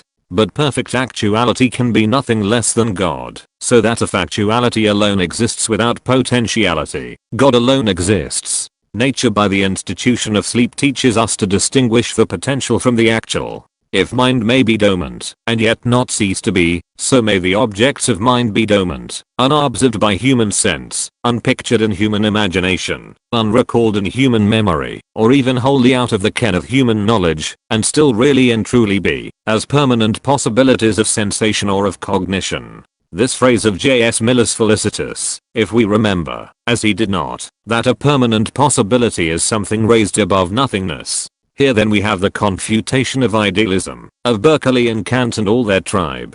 Phenomena, or appearances, cannot be actual to man, except as objects of sensation or other human cognition, but they may very well be and are potential, observable though unobserved, out of all human mind. Potentiality however cannot be mere potentiality, it must rest on something actual. The actuality on which potential phenomena, appearances, or accidents rest, is the substance in which they inhere. The horns then of idealism are broken. Subject is not percipere, object is not percipi. If anyone claims the liberty of using such a terminology, he must at least be brought to an admission that there is much of mind which is not subject in his sense, and much of matter that is not object. Mind and matter are like sea and land, two vast potentialities. They meet on the coastline, but the coastline of percipere and percipi is far from being the whole reality. 48. Chapter 23, that in God there is no accident. Everything that is in a thing accidentally has a cause for its being therein, seeing that it is beside the essence of the thing wherein it is. If then there is anything in God accidentally, this must be by some cause. Either therefore the cause of the accident is the divinity itself, or something else. If something else, that something must act upon the divine substance, for nothing induces any form, whether substantial or accidental, in any recipient, except by acting in some way upon it, because acting is nothing else than making something actually be, which is by a form. Thus God will be acted upon, and moved by some agent, which is against the conclusions of chapter 15 13th. But if the divine substance itself is the cause of the accident supposed to be in it, then, inasmuch as it cannot possibly be the cause of it in so far as it is the recipient of it, because at that rate the same thing in the same respect would actualize itself, then this accident, supposed to be in God, needs must be received by him in one respect, and caused by him in another. Even as things corporeal receive their proper accidents by the virtue of their matter, and cause them by their form. Thus then God will be compound, the contrary of which has been above proved. 48. 4. In whatever thing anything is accidentally, that thing is in some way changeable in its nature, for accident as such may be, and may not be in the thing in which it is. If then God has anything attaching to him accidentally, it follows that he is changeable, the contrary of which has above been proved. Chapter 16, 13th, 17 15th. 5. Or thing into which an accident enters, is not all and everything that is contained in itself, because accident is not of the essence of the subject, but God is whatever he has in himself. Therefore in God there is no accident. The premises are proved thus. Everything is found more excellently, in cause than in effect. 49 But God is cause of all, therefore whatever is in him is found there in the most excellent way possible. But what most perfectly attaches to a thing is the very thing itself. This unity of identity is more perfect than the substantial union of one element with another, for instance, of form with matter, and that union again is more perfect than the union that comes of one thing being accidentally in another. It remains therefore, that God is whatever he has. Hence Augustine, De Trinitate, v. c4, n5, there is nothing accidental in God, because there is nothing changeable or perishable. The showing forth of this truth is a confutation of sundry Saracen jurists, who suppose certain ideas superadded to the divine essence. 50. 48 A body, according to St. Thomas, is made up of a potential subject, called matter, connaturally extended in space, and further of an actuating principle of energy, called substantial form, which is so united to the potential subject, or matter, that the latter thereby becomes an individual body within a definite species, deriving its power of action from the substantial form, or principle of energy. 49. 49 Shakespeare's genius was a better thing than Shakespeare's Othello. Ordinarily, the cause is not permanently exhausted by the effort of causation, more remains behind than has been put into the effect. A man is more proud of what he can do than of what he has done. There would be small satisfaction in viewing a work of your mind, or of your hands, if you felt that your hand had lost its cunning, and your mind was now effete. 50 Intentions. For intentio meaning idea, CB1, chapter, i.e. the references to archetypal ideas of creation, something akin to the Platonic ideas, the multitude of things intelligible, discussed in chapter LLV of this book. The Saracen jurists, Saracen Aurum Angeloquentium, are apparently of Avicenna and his school, against whom these chapters are directed. 50. Chapter 24, that the existence of God cannot be characterized by the addition of any substantial differentia. 51. It is impossible for anything actually to be, unless all things exist whereby its substantial being is characterized. An animal cannot actually be without being either a rational or an irrational animal. Hence the Platonists, in positing ideas, did not posit self-existent ideas of genera, seeing that genera are characterized and brought to specific being by addition of essential differentias, but they posited self-existent ideas of species alone, seeing that for the further characterizing of species, in the individuals belonging to it, there is no need of essential differentias. 52 If then the existence of God is characterized, and receives an essential characteristic by the addition of something else, that existence will not of itself actually be, except by having that other thing superadded to it. But the existence of God is his own very substance, as has been shown.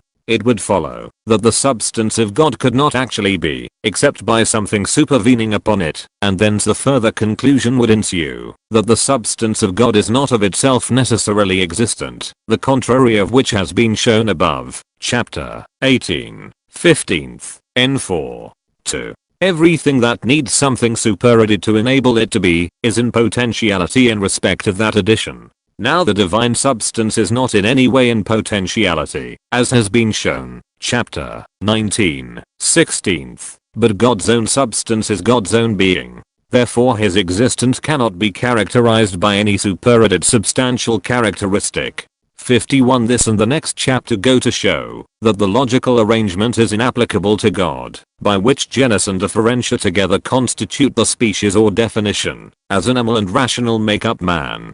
52 There is an ideal or typical man in the Platonic scale, but no ideal animal. The former is specific in reference to Socrates, the latter would be generic. The type stops at the species. This piece of Platonism is not formulated in the writings of Plato. 51. Chapter 25, that God is not in any genus. Everything that is in any genus has something in it whereby the nature of the genus is characterized and reduced to species, for there is nothing in the genus that is not in some species of it. But this is impossible in God, as has been shown in the previous chapter. 2. If God is in any genus, he is either in the genus of accident or the genus of substance. He is not in the genus of accident, for an accident cannot be the first being and the first cause. Again, he cannot be in the genus of substance, for the substance that is a genus is not mere existence. 53. Otherwise every substance would be its own existence, since the idea of the genus is maintained in all that is contained under the genus. At that rate no substance would be caused by another, which is impossible. Chapter 20 13th, 21 15th. But God is mere existence, therefore he is not in any genus. 3. Whatever is in a genus differs in point of existence from other things that are in the same genus, otherwise genus would not be predicated of several things. But all things that are in the same genus must agree in the quiddity, or essence, of the genus. Because of them all genus is predicated so as to answer the question what, quid, each thing is. 54. Therefore the existence of each thing that exists in a genus is something over and above the quiddity of the genus. But that is impossible in God.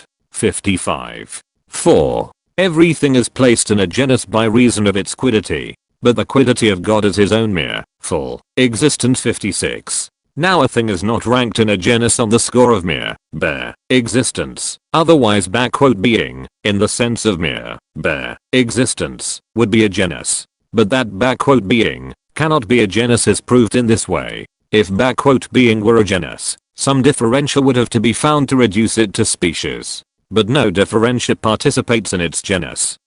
1 mean, genus is never comprehended in the idea of the differentia, because at that rate genus would be put twice over in the definition of the species.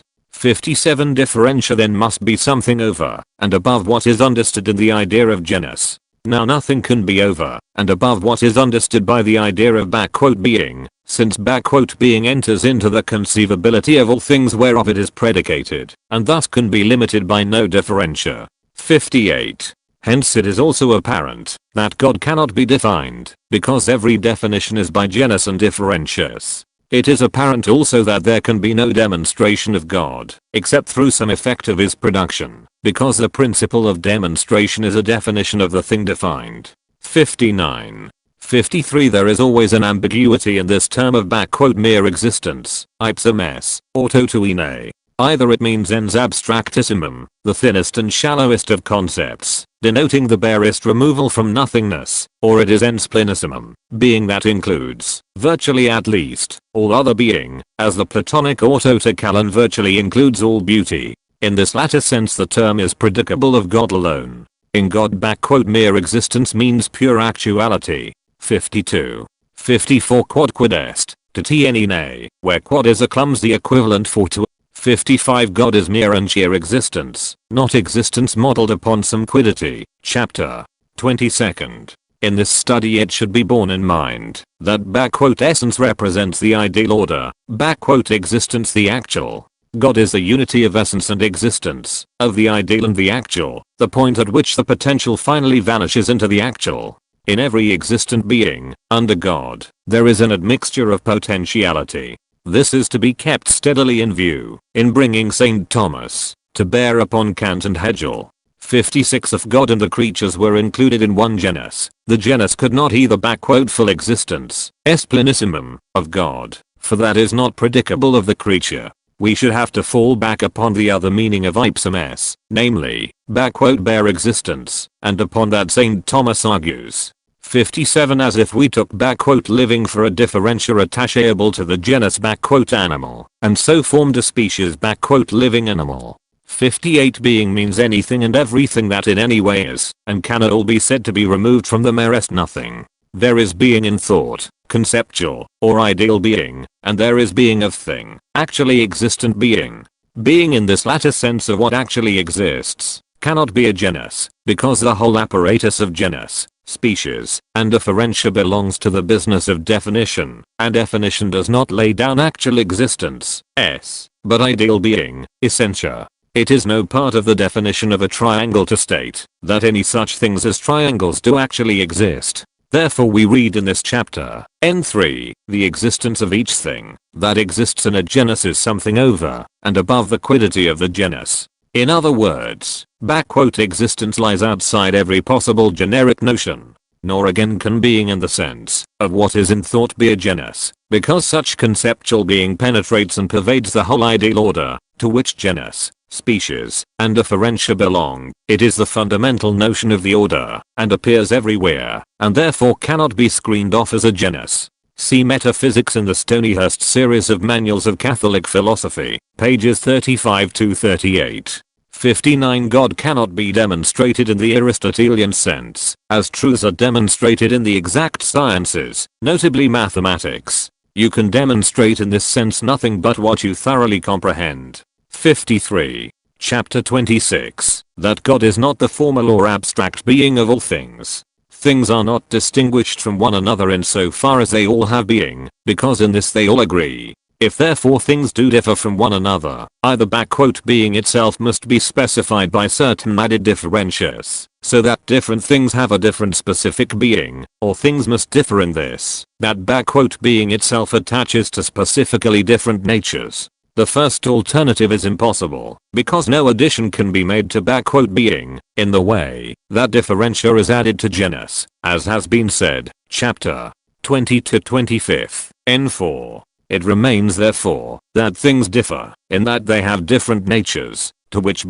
"being" accrues differently. But the divine being is not something accessory to any nature, but is the very nature or essence of God. Chapter 23 22nd. If therefore the divine being were the formal and abstract being of all things would have to be absolutely one. 60. 4. What is common to many is not anything over and above the many, except in thought alone. For example, "animal is not anything over and above Socrates and Plato and other animals, except in the mind that apprehends the form of "animal despoiled of all individualizing and specifying marks. For what is really animal is man, otherwise it would follow that in Plato there were several animals, to wit, animal in general, and man in general, and Plato himself. Much less then is bare being in general anything over and above all existing things, except in the mind alone. If then God be being in general, God will be nothing more than a logical entity, something that exists in the mind alone. This error is set aside by the teaching of Holy Scripture, which confesses God lofty and high, ISV 1, and that he is above all, Romix 5. For if he is the being of all, then he is something of all, not above all. The supporters of this error are also cast out by the same sentence, which casts out idolaters, who gave the incommunicable name of God to stocks and stones. Wisziv 8, 21. For if God were the being of all, it would not be more truly said, "A stone is a being," than "A stone is God." What has led men into this error is a piece of faulty reasoning. 4. Seeing that what is common to many is specialized and individualized by addition, they reckoned that the divine being, to which no addition is made, was not any individual being, but was the general being of all things, failing to observe that what is common or universal cannot really exist without addition, but merely is viewed by the mind without addition. "Animal cannot be without rational or irrational as a differentia, although it may be thought of without these differentias." 61. Moreover, though the universal be thought of without addition, yet not without susceptibility of addition. "Animal would not be a genus if no differentia could be added to it, and so of other generic names. But the divine being is without addition, not only in thought, but also in rerum natura, and not only without addition, but without even susceptibility of addition. Hence from this very fact, that he neither receives, nor can receive addition, we may rather conclude, that God is not being in general, but individual being, for by this very fact his being, is distinguished from all other beings, that nothing can be added to it. Chapter 24 24th. 54. 60. If all things agreed in being, and that the divine being, all things would agree also in nature, since the being of God is simply identical with his nature. Agreeing at once in being and in nature, they would agree all over, all would be absolutely one, and one great and sole reality would pervade and constitute the universe. To erect such a "reality," or "idea," or "absolute," and then to proclaim it God, is pantheism. Saint Thomas argues that this all-pervading entity is not the universe, still less is it God. It has no concrete existence whatever, it is the shallowest, poorest, and barest of the mind's relations, extending to and denoting everything, and therefore meaning, and comprehending next to nothing. In its fourth canon, De Creator, the Vatican Council anathematizes any who say that God is a universal or indefinite being, which by self-determination constitutes the universe. 61. This statement, along with the previous 25 N4, is St. Thomas's repudiation of ultra-realism, a doctrine with which the schoolmen are often charged, as though they gave the objects of universal concepts, as universal, a place in rerum natura. The neo-Kantian school, identifying reality with thought, may be more open to the accusation. Is not the old medieval strife about "universals" still being waged under other names? Modern scholars make a great difficulty of admitting that the common element in a number of similar objects, for instance, of dogs, can be thought of without addition of color, size, and other points, which go to individualize this dog. Take all those points away, they say, and you have nothing left. Certainly you have no picture in the imagination left. But cursory, rapid thinking, and such is our usual thinking, is done without any picture in the imagination. We think vaguely, or, as Cardinal Newman in the Grammar of Assent calls it, notionally. Only in vivid thought is a sensible picture in the imagination formed, and the apprehension becomes what Newman calls real. The object then appears with its individualizing features upon the imaginative canvas, the mind meanwhile remarking to itself that this figure, for instance, of this dog, is a specimen or type, to which other objects will conform with various differences. 55. Chapter 28, that God is universal perfection. As all perfection and nobility is in a thing inasmuch as the thing is, so every defect is in a thing inasmuch as the thing in some manner is not. As then God has being in its totality, so not being is totally removed from him, because the measure in which a thing has being, is the measure of its removal from not being. Therefore all defect is absent from God, he is therefore universal perfection. 2. Everything imperfect must proceed from something perfect, therefore the first being must be most perfect. 3. Everything is perfect inasmuch as it is in actuality, imperfect, inasmuch as it is in potentiality, with privation of actuality. That then which is nowise in potentiality, but is pure actuality, must be most perfect, and such is God. 62. 4. Nothing acts except inasmuch as it is in actuality, action therefore follows the measure of actuality in the agent. It is impossible therefore for any effect, that is brought into being by action, to be of a nobler actuality than is the actuality of the agent. It is possible though for the actuality of the effect to be less perfect than the actuality of the acting cause, inasmuch as action may be weakened on the part of the object to which it is terminated, or upon which it is spent. Now in the category of efficient causation everything is reducible ultimately to one cause, which is God, of whom are all things. Everything therefore that actually is in any other thing must be found in God much more eminently than in the thing itself. God then is most perfect. Hence the answer given to Moses by the Lord, when he sought to see the divine face or glory. One will show thee all good. Exod xie. 19.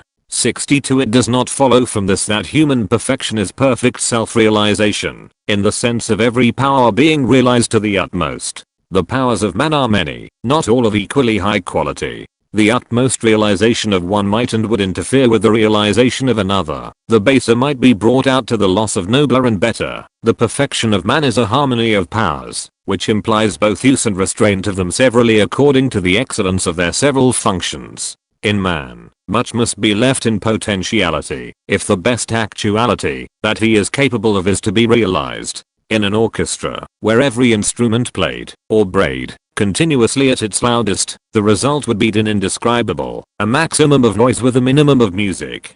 Perfection is actuality up to standard. In a finite nature, the standard imposes limitations, according to the Aristotelian canon of the golden mean, a canon not framed for the infinite. 56. Chapter 29, how likeness to God may be found in creatures. Effects disproportionate to their causes do not agree with them in name and essence, and yet some likeness must be found between such effects and their causes, for it is of the nature of an agent to do something like itself. Thus also God gives to creatures all their perfections, and thereby he has with all creatures a likeness and an unlikeness at the same time. For this point of likeness, however, it is more proper to say that the creature is like God than that God is like the creature. for that is said to be like a thing, which possesses its quality or form. Since then that which is found to perfection in God, is found in other beings by some manner of imperfect participation, the said point of likeness belongs to God absolutely, but not so to the creature. And thus the creature has what belongs to God, and is rightly said to be like to God, but it cannot be said that God has what belongs to the creature, nor is it fitting to say that God is like the creature, as we do not say that a man is like his picture, and yet his picture is rightly pronounced to be like him. 57. Chapter 30. What names can be predicated of God? We may further consider what may be said or not said of God, or what may be said of him only, what again may be said of God, and at the same time also of other beings. Inasmuch as every perfection of the creature may be found in God, although in another and a more excellent way, it follows that whatever names absolutely denote perfection without defect, are predicated of God, and of other beings, as for instance, goodness, wisdom, being, and the like. But whatever names denote such perfection with the addition of mode proper to creatures, cannot be predicated of God, except by way of similitude and metaphor, whereby the attributes of one thing are wont to be adapted to another, as when a man is called a block for the denseness of his understanding. Of this sort are all names imposed to denote the species of a created thing, as man, and stone, for to every species is due its own proper mode of perfection and being. In like manner also whatever names denote properties that are caused in things by their proper specific principles, 63, cannot be predicated of God otherwise than metaphorically. But the names that express such perfections with that mode of supereminent excellence in which they appertain to God, are predicated of God alone, as for instance, sovereign good, first being, and the like. One say that some of the aforesaid names imply perfection without defect, if we consider that which the name was imposed to signify. But if we consider the mode of signification, every name is attended with defect, for by a name we express things as we conceive them in our understanding, but our understanding, taking its beginning of knowledge from sensible objects, does not transcend that mode which it finds in such sensible objects. In them the form is one thing, and that which has the form another. The form, to be sure, is simple, but imperfect, as not subsisting by itself, while that which has the form subsists, but is not simple, nay, is concrete and composite. 64 Hence whatever our understanding marks as subsisting, it marks in the concrete, what it marks as simple, it marks, not as something that is, but as it whereby something is. 65 And thus in every name that we utter, if we consider the mode of signification, there is found an imperfection that does not attach to God, although the thing signified may attach to God in some eminent way, as appears in the name goodness and good. Goodness denotes something as not subsisting by itself, good, something as concrete and composite. In this respect, then, no name befits God suitably, except in respect of that which the name is imposed to signify. Such names therefore may be both affirmed and denied of God, affirmed on account of the meaning of the name, denied on account of the mode of signification. But the mode of supereminence, whereby the said perfections are found in God, cannot be signified by the names imposed by us, except either by negation, as when we call God eternal or infinite, or by reference or comparison of him to other things, as when he is called the first cause, or the sovereign good. For we cannot take in, 66, of God what he is, but what he is not, and how other beings stand related to him. 63 For instance, space enclosing as a property of triangles. 58. 64 Concretionem habens. The concrete to St. Thomas means a composite. Any existing created substance, as he teaches, is compounded of specific nature and individualizing notes, of actuality and potentiality, of essence and existence. Thus, in creation, the abstract alone is simple, concrete being is compound. 65 Thus the concrete man is something that is, the abstract humanity is that whereby man is man, not something that is by itself. 66 Kapir is Korin, find room for in our, limited, understanding. 59. Chapter 31, that the plurality of divine names is not inconsistent with the simplicity of the divine being predicated of God, and of other beings. The perfections proper to other things in respect of their several forms must be attributed to God in respect of his productivity alone, which productivity is no other than his essence. Thus then God is called wise, not only in respect of his producing wisdom, but because, in so far as we are wise, we imitate in some measure his productivity, which makes us wise. But he is not called stone, though he has made stones, because in the name of stone is understood a determinate mode of being wherein a stone is distinguished from God.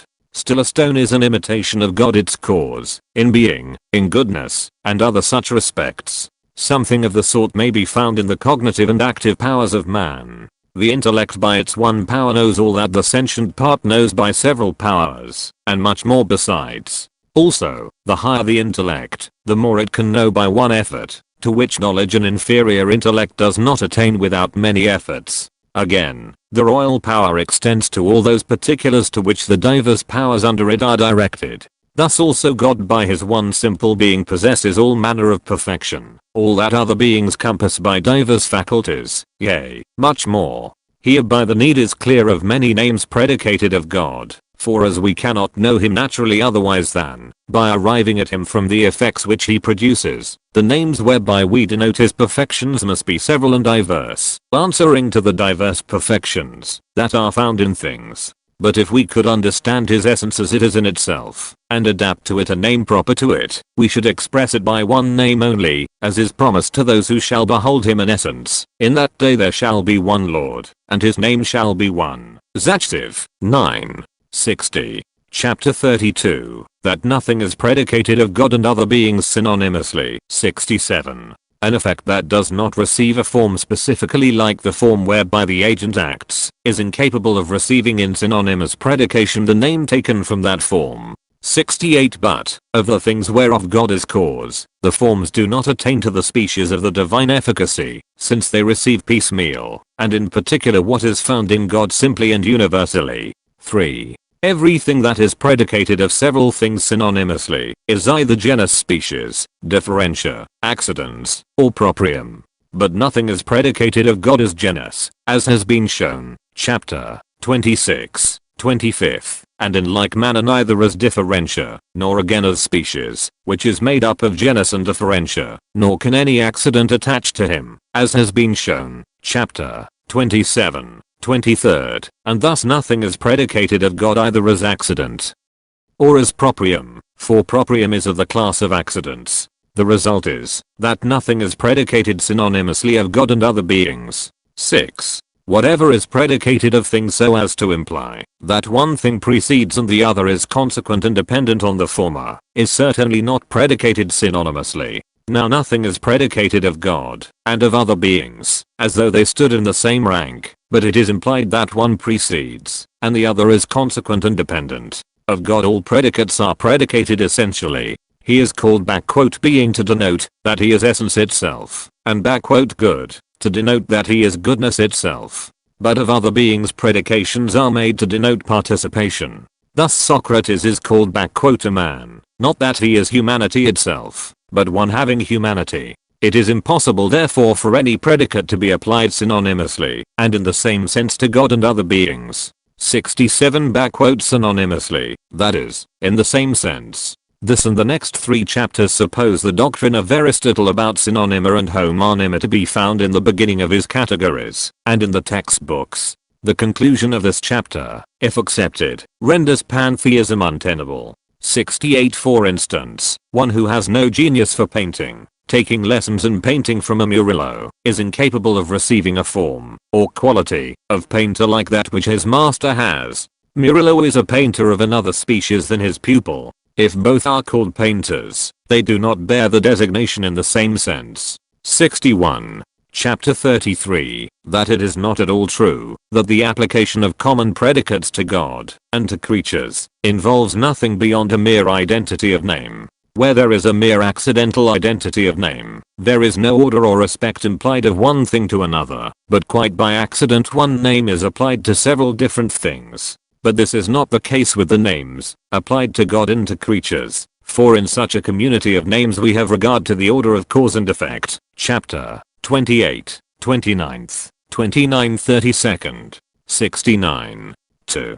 Moreover, there is some manner of likeness of creatures to God. Chapter 30 29th. 3. When there is no more than a mere identity of name between several things, we cannot be led from one of them to the knowledge of another, but from the attributes found in creatures we are led to a knowledge of the attributes of God. Chapter 31, 30th, 32 31st. 5. There is no use predicating any name of anything, unless by the name we come to understand something about the thing. But if names are predicated of God and creatures by a mere coincidence of sound, we understand by those names nothing whatever about God, seeing that the significations of those names are known to us only inasmuch as they apply to creatures. There would at that rate be no use in saying or proving of God that God is a good being, or anything else of the sort, if it is said that by such names we only know of God what he is not, in that, for instance, he is called "living" as not being of the genus of inanimate things. At least it must be allowed that the predicate "living" applied to God and to creatures agrees in the negation of the inanimate, and thus will be something more than a bare coincidence of name. 70. 69. The theological and devotional terms which we derive from creatures and apply to God are not as the Aristotelian homonyma, where, under sameness of name, two different senses are expressed of two entirely different things, mere namesakes and nothing more, as when we call a poster like a log stuck in the ground and a delivery of letters. 70. St. Thomas says what suffices for his present argument, he is not undertaking to exhaust the sense of the phrase "living God." 62. Chapter 34, that the things that are said God and creatures are said analogously. Thus then from the foregoing arguments the conclusion remains that things said alike of God and of other beings are not said either in quite the same sense or in a totally different sense, but in an analogous sense, that is, in point of order or regard to some one object. And this happens in two ways. In one way inasmuch as many things have regard to one particular, as in regard to the one point of health an animal is called "healthy" as being the subject of health, medicine is called "healthful" as being productive of health, food is "healthy" being preservative of health, urine as being a sign of health. In another way, inasmuch as we consider the order or regard of two things, not to any third thing, but to one of the two, as "being" is predicated of substance and accident inasmuch as accident is referred to substance, not that substance and accident are referred to any third thing. Such names then as are predicated of God and of other beings are not predicated analogously in the former way of analogy, for then we should have to posit something before God, but in the latter way. 71. In this matter of analogous predication we find sometimes the same order in point of name, and in point of thing named, sometimes not the same. The order of naming follows the order of knowing, because the name is a sign of an intelligible concept. When then that which is prior in point of fact happens to be also prior in point of knowledge, there is one and the same priority alike in point of the concept answering to the name, and of the nature of the thing named. Thus substance is prior to accident by nature, inasmuch as substance is the cause of accident. 72. And prior also in knowledge, inasmuch as substance is put in the definition of accident, and therefore "being" is predicated of substance, before it is predicated of accident, alike in point of the nature of the thing, and in point of the concept attaching to the name.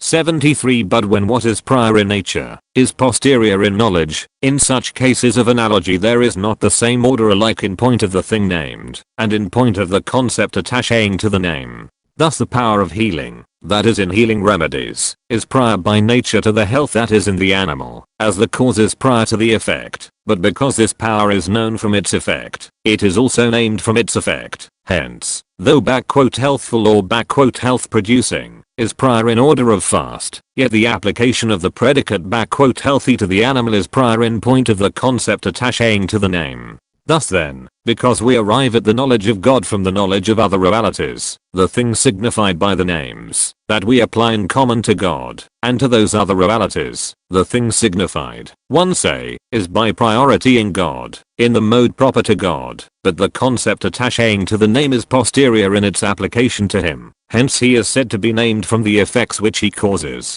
74. 71. Therefore we call God "good" as being the origin of goodness, and creatures "good" as being effects of divine goodness. But at that rate, it appears, we ought to know the goodness of God before we know the goodness of creatures, which seems not to be the case. This objection St. Thomas proceeds to clear away. 63.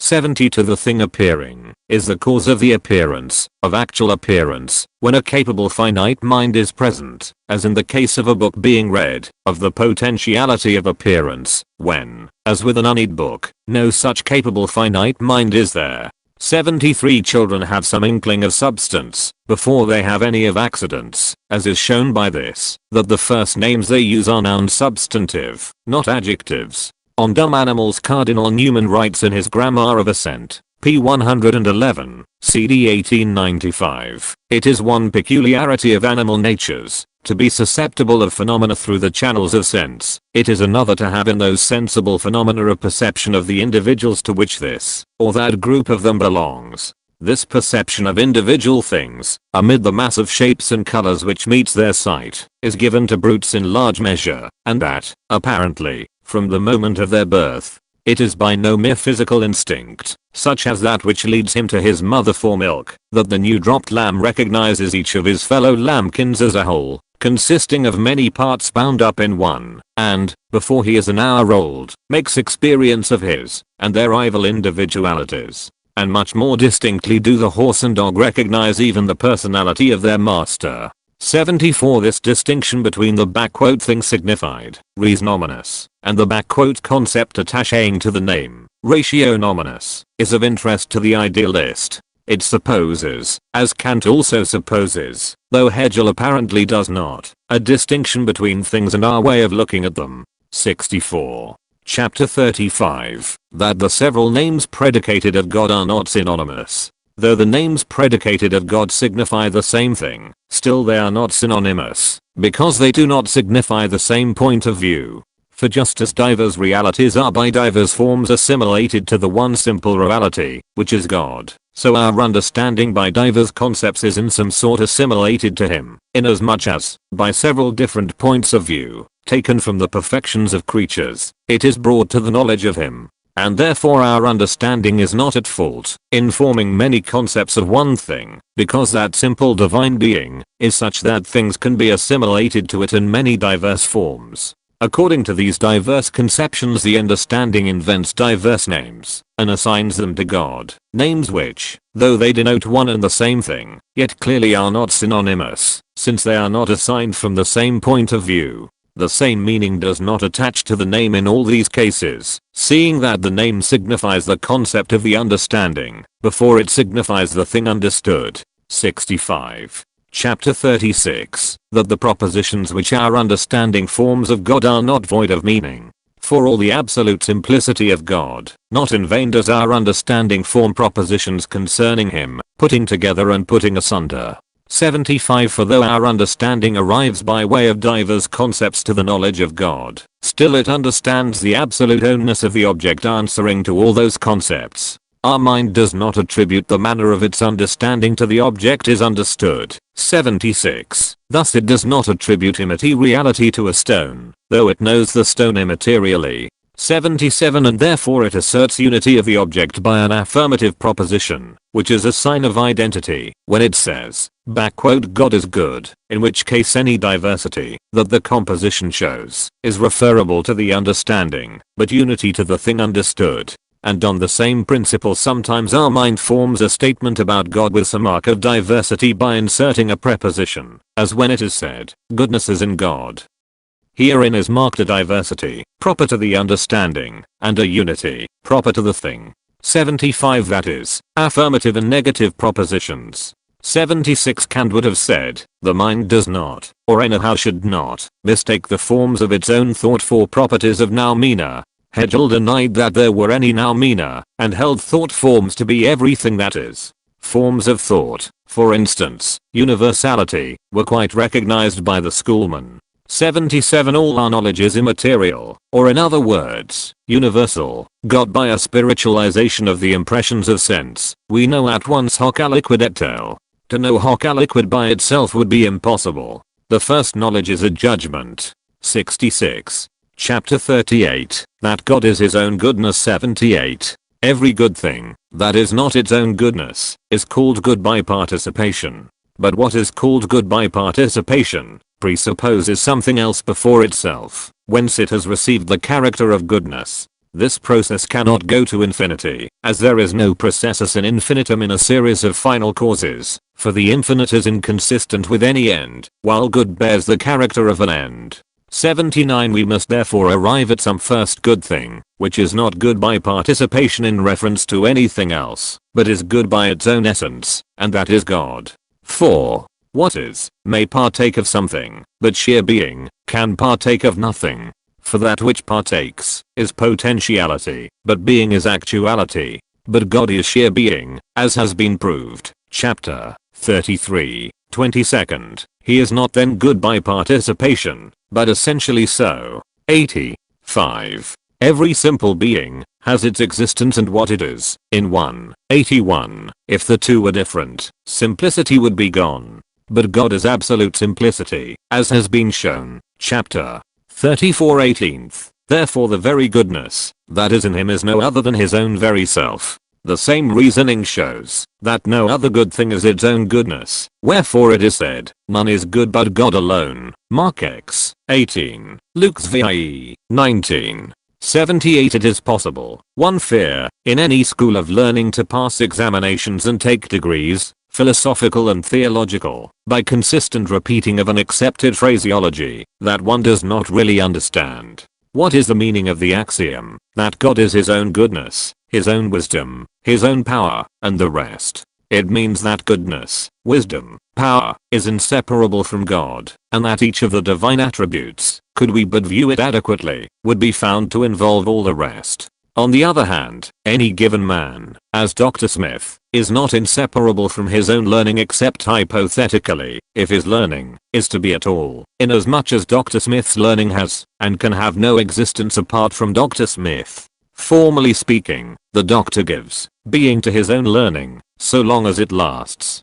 But, besides that he might die and his learning with him, whereas God and God's goodness cannot cease to be, he might also forget all that he knows, and still remain Dr. Smith. Nor does his learning involve his other attributes, his stature, for example, or his irascibility. 79 The infinite is inconsistent with any end, while good bears the character of an end. It may be urged that end does not bear the same sense in both these propositions. In the former it means limit, peris. In the latter it means end in view, the perfection that crowns growth and effort. Tellus. The answer is that the infinite is inconsistent with any end if infinity has to be traversed before that end is reached, for infinity is untraversable.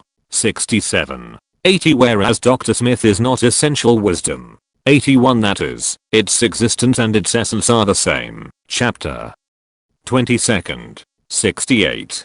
Chapter 39. That in God there can be no evil. Essential being, and essential goodness, and all other things that bear the name of essential, contain no admixture of any foreign element, although a thing that is good may contain something else besides being and goodness, for there is nothing to prevent the subject of one perfection being the subject also of another. Everything is contained within the bounds of its essential idea in such sort as to render it incapable of containing within itself any foreign element. But God is goodness, not merely good. There cannot therefore be in him anything that is not goodness, and so evil cannot be in him at all. 3. As God is his own being, nothing can be said of God that signifies participation. If therefore evil could be predicated of him, the predication would not signify participation, but essence. Now evil cannot be predicated of any being so as to be the essence of any, for to an essentially evil thing there would be wanting being, since being is good. 82 There cannot be any extraneous admixture in evil, as such, any more than in goodness. Evil therefore cannot be predicated of God. 5. All thing is perfect in so far as it is in actuality, therefore it will be imperfect in as much as it is failing in actuality. Evil therefore is either a privation, or includes a privation, or is nothing. But the subject of privation is potentiality, and that cannot be in God, therefore neither can evil. This truth also Holy Scripture confirms, saying, God is light, and there is no darkness in him. 1 John 1, 5. Far from God impiety, and iniquity from the Almighty. Job 10. 82 denied by Buddhists, and by other Asiatic-minded and dissatisfied persons, who will have it that being is thought, or will, and that thought, will, and all conscious effort is misery. 69. Chapter 40, that God is the good of all good. God in his goodness includes all goodnesses, and thus is the good of all good. 2. God is good by essence, all other beings by participation, therefore nothing can be called good, except inasmuch as it bears some likeness to the divine goodness. He is therefore the good of all good. Hence it is said of the divine wisdom, there came to me all good things along with it. Wist vi. 11. From this it is further shown, that God is a sovereign good. Chapter 35 XLI. 70. Chapter 42, that God is one. There cannot possibly be two sovereign goods. But God is the sovereign good. Therefore there is but one God. 2. God is all perfect, wanting in no perfection. If then there are several gods, there must be several disperfect beings. But that is impossible, for after none of them is wanting any perfection, nor is there any admixture of imperfection in any, there will be nothing to distinguish them one from another. 7. If there are two beings, each necessarily existent, they must agree in point of necessary existence. Therefore they must be distinguished by some addition made to one, only or to both of them, and thus either one or both must be composite, but no composite being exists necessarily of itself, as has been shown above, chapter 36 18th. Therefore there cannot be several necessary beings, nor several gods. 9. If there are two gods, this name God is predicated of each either in the same sense, or in different senses. If in different senses, that does not touch the present question, for there is nothing to prevent anything from being called by any name in a sense different from that in which the name is ordinarily born, if common parlance so allows. 83 But if the predication is in the same sense, there must be in both a common nature, logically considered. 84 Either then this nature has one existence in both, or it has two different existences. If it has one existence, there will be not two but one being, for there is not one existence of two beings, that are substantially distinct. But if the nature has a different existence in each possessor, neither of the possessors will be his own essence, or his own existence, as is proper to God. Chapter 37. 22nd. Therefore neither of them is that which we understand by the name of God. 85. 12. If there are many gods, the nature of Godhead cannot be numerically one in each. There must be therefore something to distinguish the divine nature in this and that God, but that is impossible, since the divine nature does not admit of addition or difference, whether in the way of points essential, or of points accidental. Chapter 38. 23rd. 39 24th. 13. Abstract being is one only, thus whiteness, if there were any whiteness in the abstract, would be one only. But God is abstract being itself, seeing that he is his own being. Chapter 40 22nd. 86 Therefore there can be only one God. This declaration of the divine unity we can also gather from Holy Writ. For it is said, Hear, O Israel, the Lord thy God is one Lord. Deut v. 4, and, one Lord, one faith. F5. 5. By this truth the Gentiles are set aside in their assertion of multitude of gods. Yet it must be allowed that many of them proclaimed the existence of one supreme God, by whom all the other beings to whom they gave the name of gods had been created. 87 They awarded the name of Godhead to all everlasting substances. 88. Chiefly on the 71 score of their wisdom and felicity in their government of the world. And this fashion of speech is found even in Holy Scripture, where the holy angels, or even men bearing the office of judges, are called gods. There is none like thee among gods, O Lord. PZLXXXV. 8. And, one have said, ye are gods. PZLXXC. 6. 89 Hence the Manichaeans seem to be in greater opposition to this truth in their maintenance of two first principles, the one not the cause of the other. 90. 83 A name thus applied, goes for no more than a nickname, or a family name. There is always a French family bearing the name Du. 84 Secundum rationem, where ratio, meaning our mode of thinking, is opposed to res. The phrase suffices to show that Saint Thomas was no ultra-realist. He did not take the humanity, common to Peter and John, to be one and the same physical reality. 85. If either of the two supposed possessors of a common divine nature, existing separately in each, were his own nature, essence, or his own existence, that nature, or that existence, could not be repeated in another possessor of it. 86. By abstract here is meant ideal, in the Platonic sense, thus ens abstractum answers to auto to on. It is not abstract in the sense of indeterminate, it is not that thinnest of abstractions, being in general. It is being, sheer, simple, and full.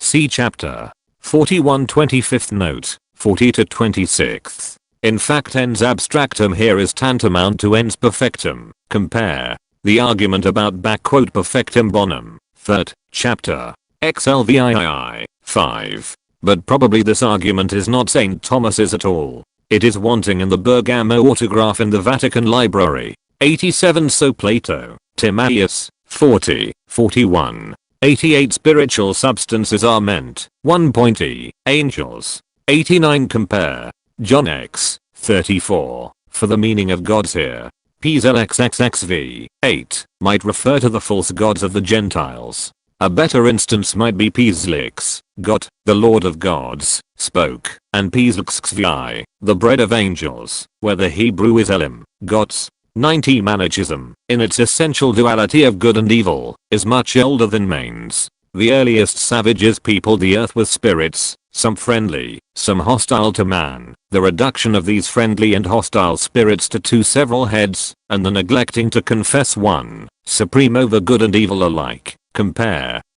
Isa XLV, 6, 7, was the genesis of Manichaeism. 72. Chapter 43, that God is infinite. Infinity cannot be attributed to God on the score of multitude, seeing there is but one God, nor on the score of quantitative extension, seeing he is incorporeal. It remains to consider whether infinity belongs to him in point of spiritual greatness. Spiritual greatness may be either in power or in goodness, or completeness, of nature. Of these two greatnesses the one follows upon the other, for by the fact of a thing being in actuality it is capable of action. According then to the completeness of its actuality is the measure of the greatness of its power. Thus it follows that spiritual beings are called great according to the measure of their completeness, as Augustine says, in things in which greatness goes not by bulk, being greater means being better di Trinit v. 9. But in God infinity can be understood negatively only, inasmuch as there is no term or limit to his perfection, and so infinity ought to be attributed to God. 2. Every actuality inhering in another takes limitation from that wherein it is, for what is in another is therein according to the measure of the recipient. An actuality therefore that is in none, is bounded by none. Thus, if whiteness were self-existent, the perfection of whiteness in it would have no bounds till it attained all the perfection of whiteness that is attainable. 91. But God is an actuality in no way existent in another. He is not a form inherent in matter, nor does his being inhere in any form or nature, since he is his own being, his own existence. Chapter 43 21st. The conclusion is that he is infinite. 4. Actuality is more perfect, the less admixture it has of potentiality. Every actuality, wherewith potentiality is blended, has bounds set to its perfection, while that which is without any blend of potentiality is without bounds to its perfection. But God is pure actuality without potentiality. Chapter 44, 16th, and therefore infinite. 6. There cannot be conceived any mode in which any perfection can be had more perfectly than by him, who is perfect by his essence, and whose being is his own goodness. But such is God, therefore anything better or more perfect than God is inconceivable. He is therefore infinite in goodness. 7. Our intellect, in understanding anything, reaches out to infinity. A sign whereof is this, that, given any finite quantity, our intellect can think of something greater. But this direction of our intellect to the infinite would be in vain, if there were not something intelligible that is infinite. There must therefore be some infinite intelligible reality, which is necessarily the greatest of realities, and this we call God. 8. An effect cannot reach beyond its cause. Now our understanding cannot come but of God, who is the first cause. If then our understanding can conceive something greater than any finite being, the conclusion remains that God is not finite. 92. 9. Every agent shows greater power in action, The further from actuality is the potentiality which it reduces to actuality, as there is need of greater power to warm water than to warm air. But that which is not at all is infinitely distant from actuality, and 73 is not in any way in potentiality. Therefore if the world was made a fact from being previously no fact at all, the power of the maker must be infinite. This argument avails to prove the infinity of the divine power even to the mind of those who assume the eternity of the world. For they acknowledge God to be the cause of the substantial being of the world, although they think that substance to have been from eternity, saying that the eternal God is the cause of an ever-existing world in the same way that a foot would be the cause of an everlasting footprint if it had been from eternity stamped on the dust. Still, even accepting the position thus defined, it follows that the power of God is infinite. For whether he produced things in time, according to us, or from eternity, according to them, there can be nothing in the world of reality that he has not produced, seeing that he is the universal principle of being, and thus he has brought things to be, without presupposition of any matter or potentiality. Now the measure of active power must be taken according to the measure of potentiality or passivity, for the greater the pre-existing or preconceived passivity, the greater the active power required to reduce it to complete actuality. The conclusion remains that, as finite power in producing an effect is conditioned on the potentiality of matter, the power of God, not being conditioned on any potentiality, is not finite, but infinite, and so is his essence infinite. To this truth Holy Scripture bears witness, great is the Lord, and exceedingly to be praised, and of his greatness there is no end. Peace live. 391 This argument for the infinity seems to make against the personality of God. An actuality that is in none, it will be said, is no one's actuality. If personality is some sort of limitation, how can the infinite be other than the impersonal? This ground is beset with formidable difficulties. See General Metaphysics, Stonyhurst Series, p. 282. Such replies one can make is the following. One would rather call personality an exclusiveness than a limitation. Then one might observe that the three persons of the Blessed Trinity, while having one and the same nature in common, are mutually exclusive of one another as persons. But as this mystery lies beyond the ken of philosophy, one prefer to reply that the actuality of God is exclusive of absolutely everything that comes within our direct cognition. It is exclusive of the entire universe. So St. Thomas, though not so the pantheistic school, who make their absolute formally inclusive of all. Here surely is a great difference. God then, according to St. Thomas, is not infinite in the sense of formally containing within his own being, as part of himself, the being of this world. He is distinct with a real physical distinction from the universe which he has created. He is infinite, not as being identified with the universe, but as being infinitely above it, and better than it, so far above it, and so far better than it that the universe, as compared with his being, has in that comparison no being, and no goodness at all. See note on page 15. True, his actuality is in none, but that is, because it is complete and perfect in itself, individualized in itself, filling up the measure of divinity, and identified with it, so that there can be no second God, and none could possibly be God, but he who is God. Thus God can be called by no proper name, as Michael or John, applied to angel and to man, to distinguish one individual from his compeers. Is not this completeness an 74. Exclusiveness to be called personality? Personality, a distinguishing perfection of the highest of creatures, cannot well be denied to the most perfect of beings, their creator. 92 Our concept of an infinite being is invoked to prove not the existence, but the infinity of God, his existence as first cause, being supposed to be already proved from other sources. There is then here no tacit falling back upon the argument of Saint Anselm, rejected in chapter 11th. 75.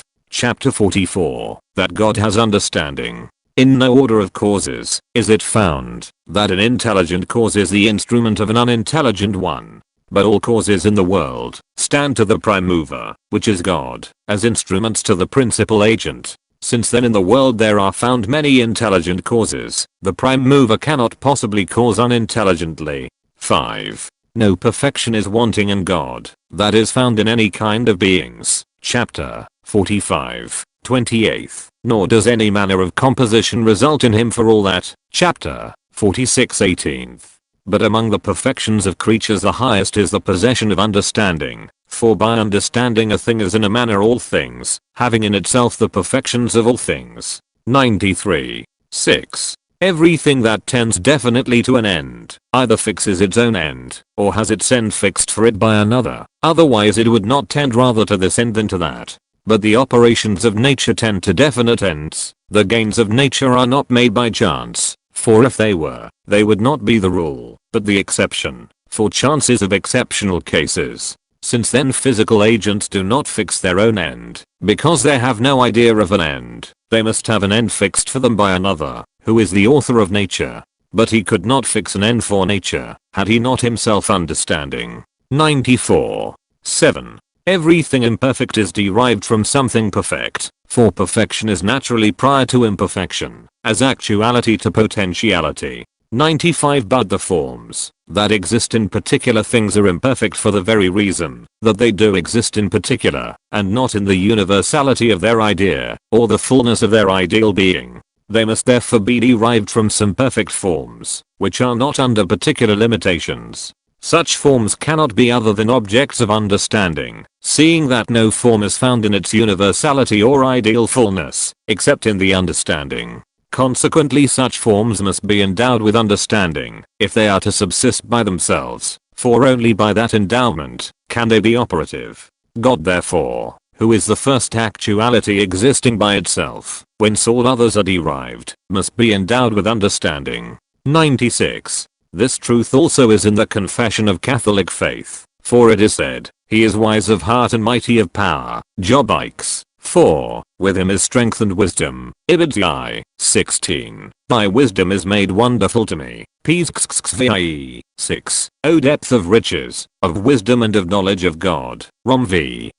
33. 93. The vastness of the stellar universe is in a manner the reach and amplitude of my mind, when one come to form some slight idea of it. 94. This is the argument from design, so valuable to the theologian in dealing with evolution. See chapter 13th. 76. 95. Evolutionism says just the opposite. Is not the whole notion of development a process from the imperfect to the perfect?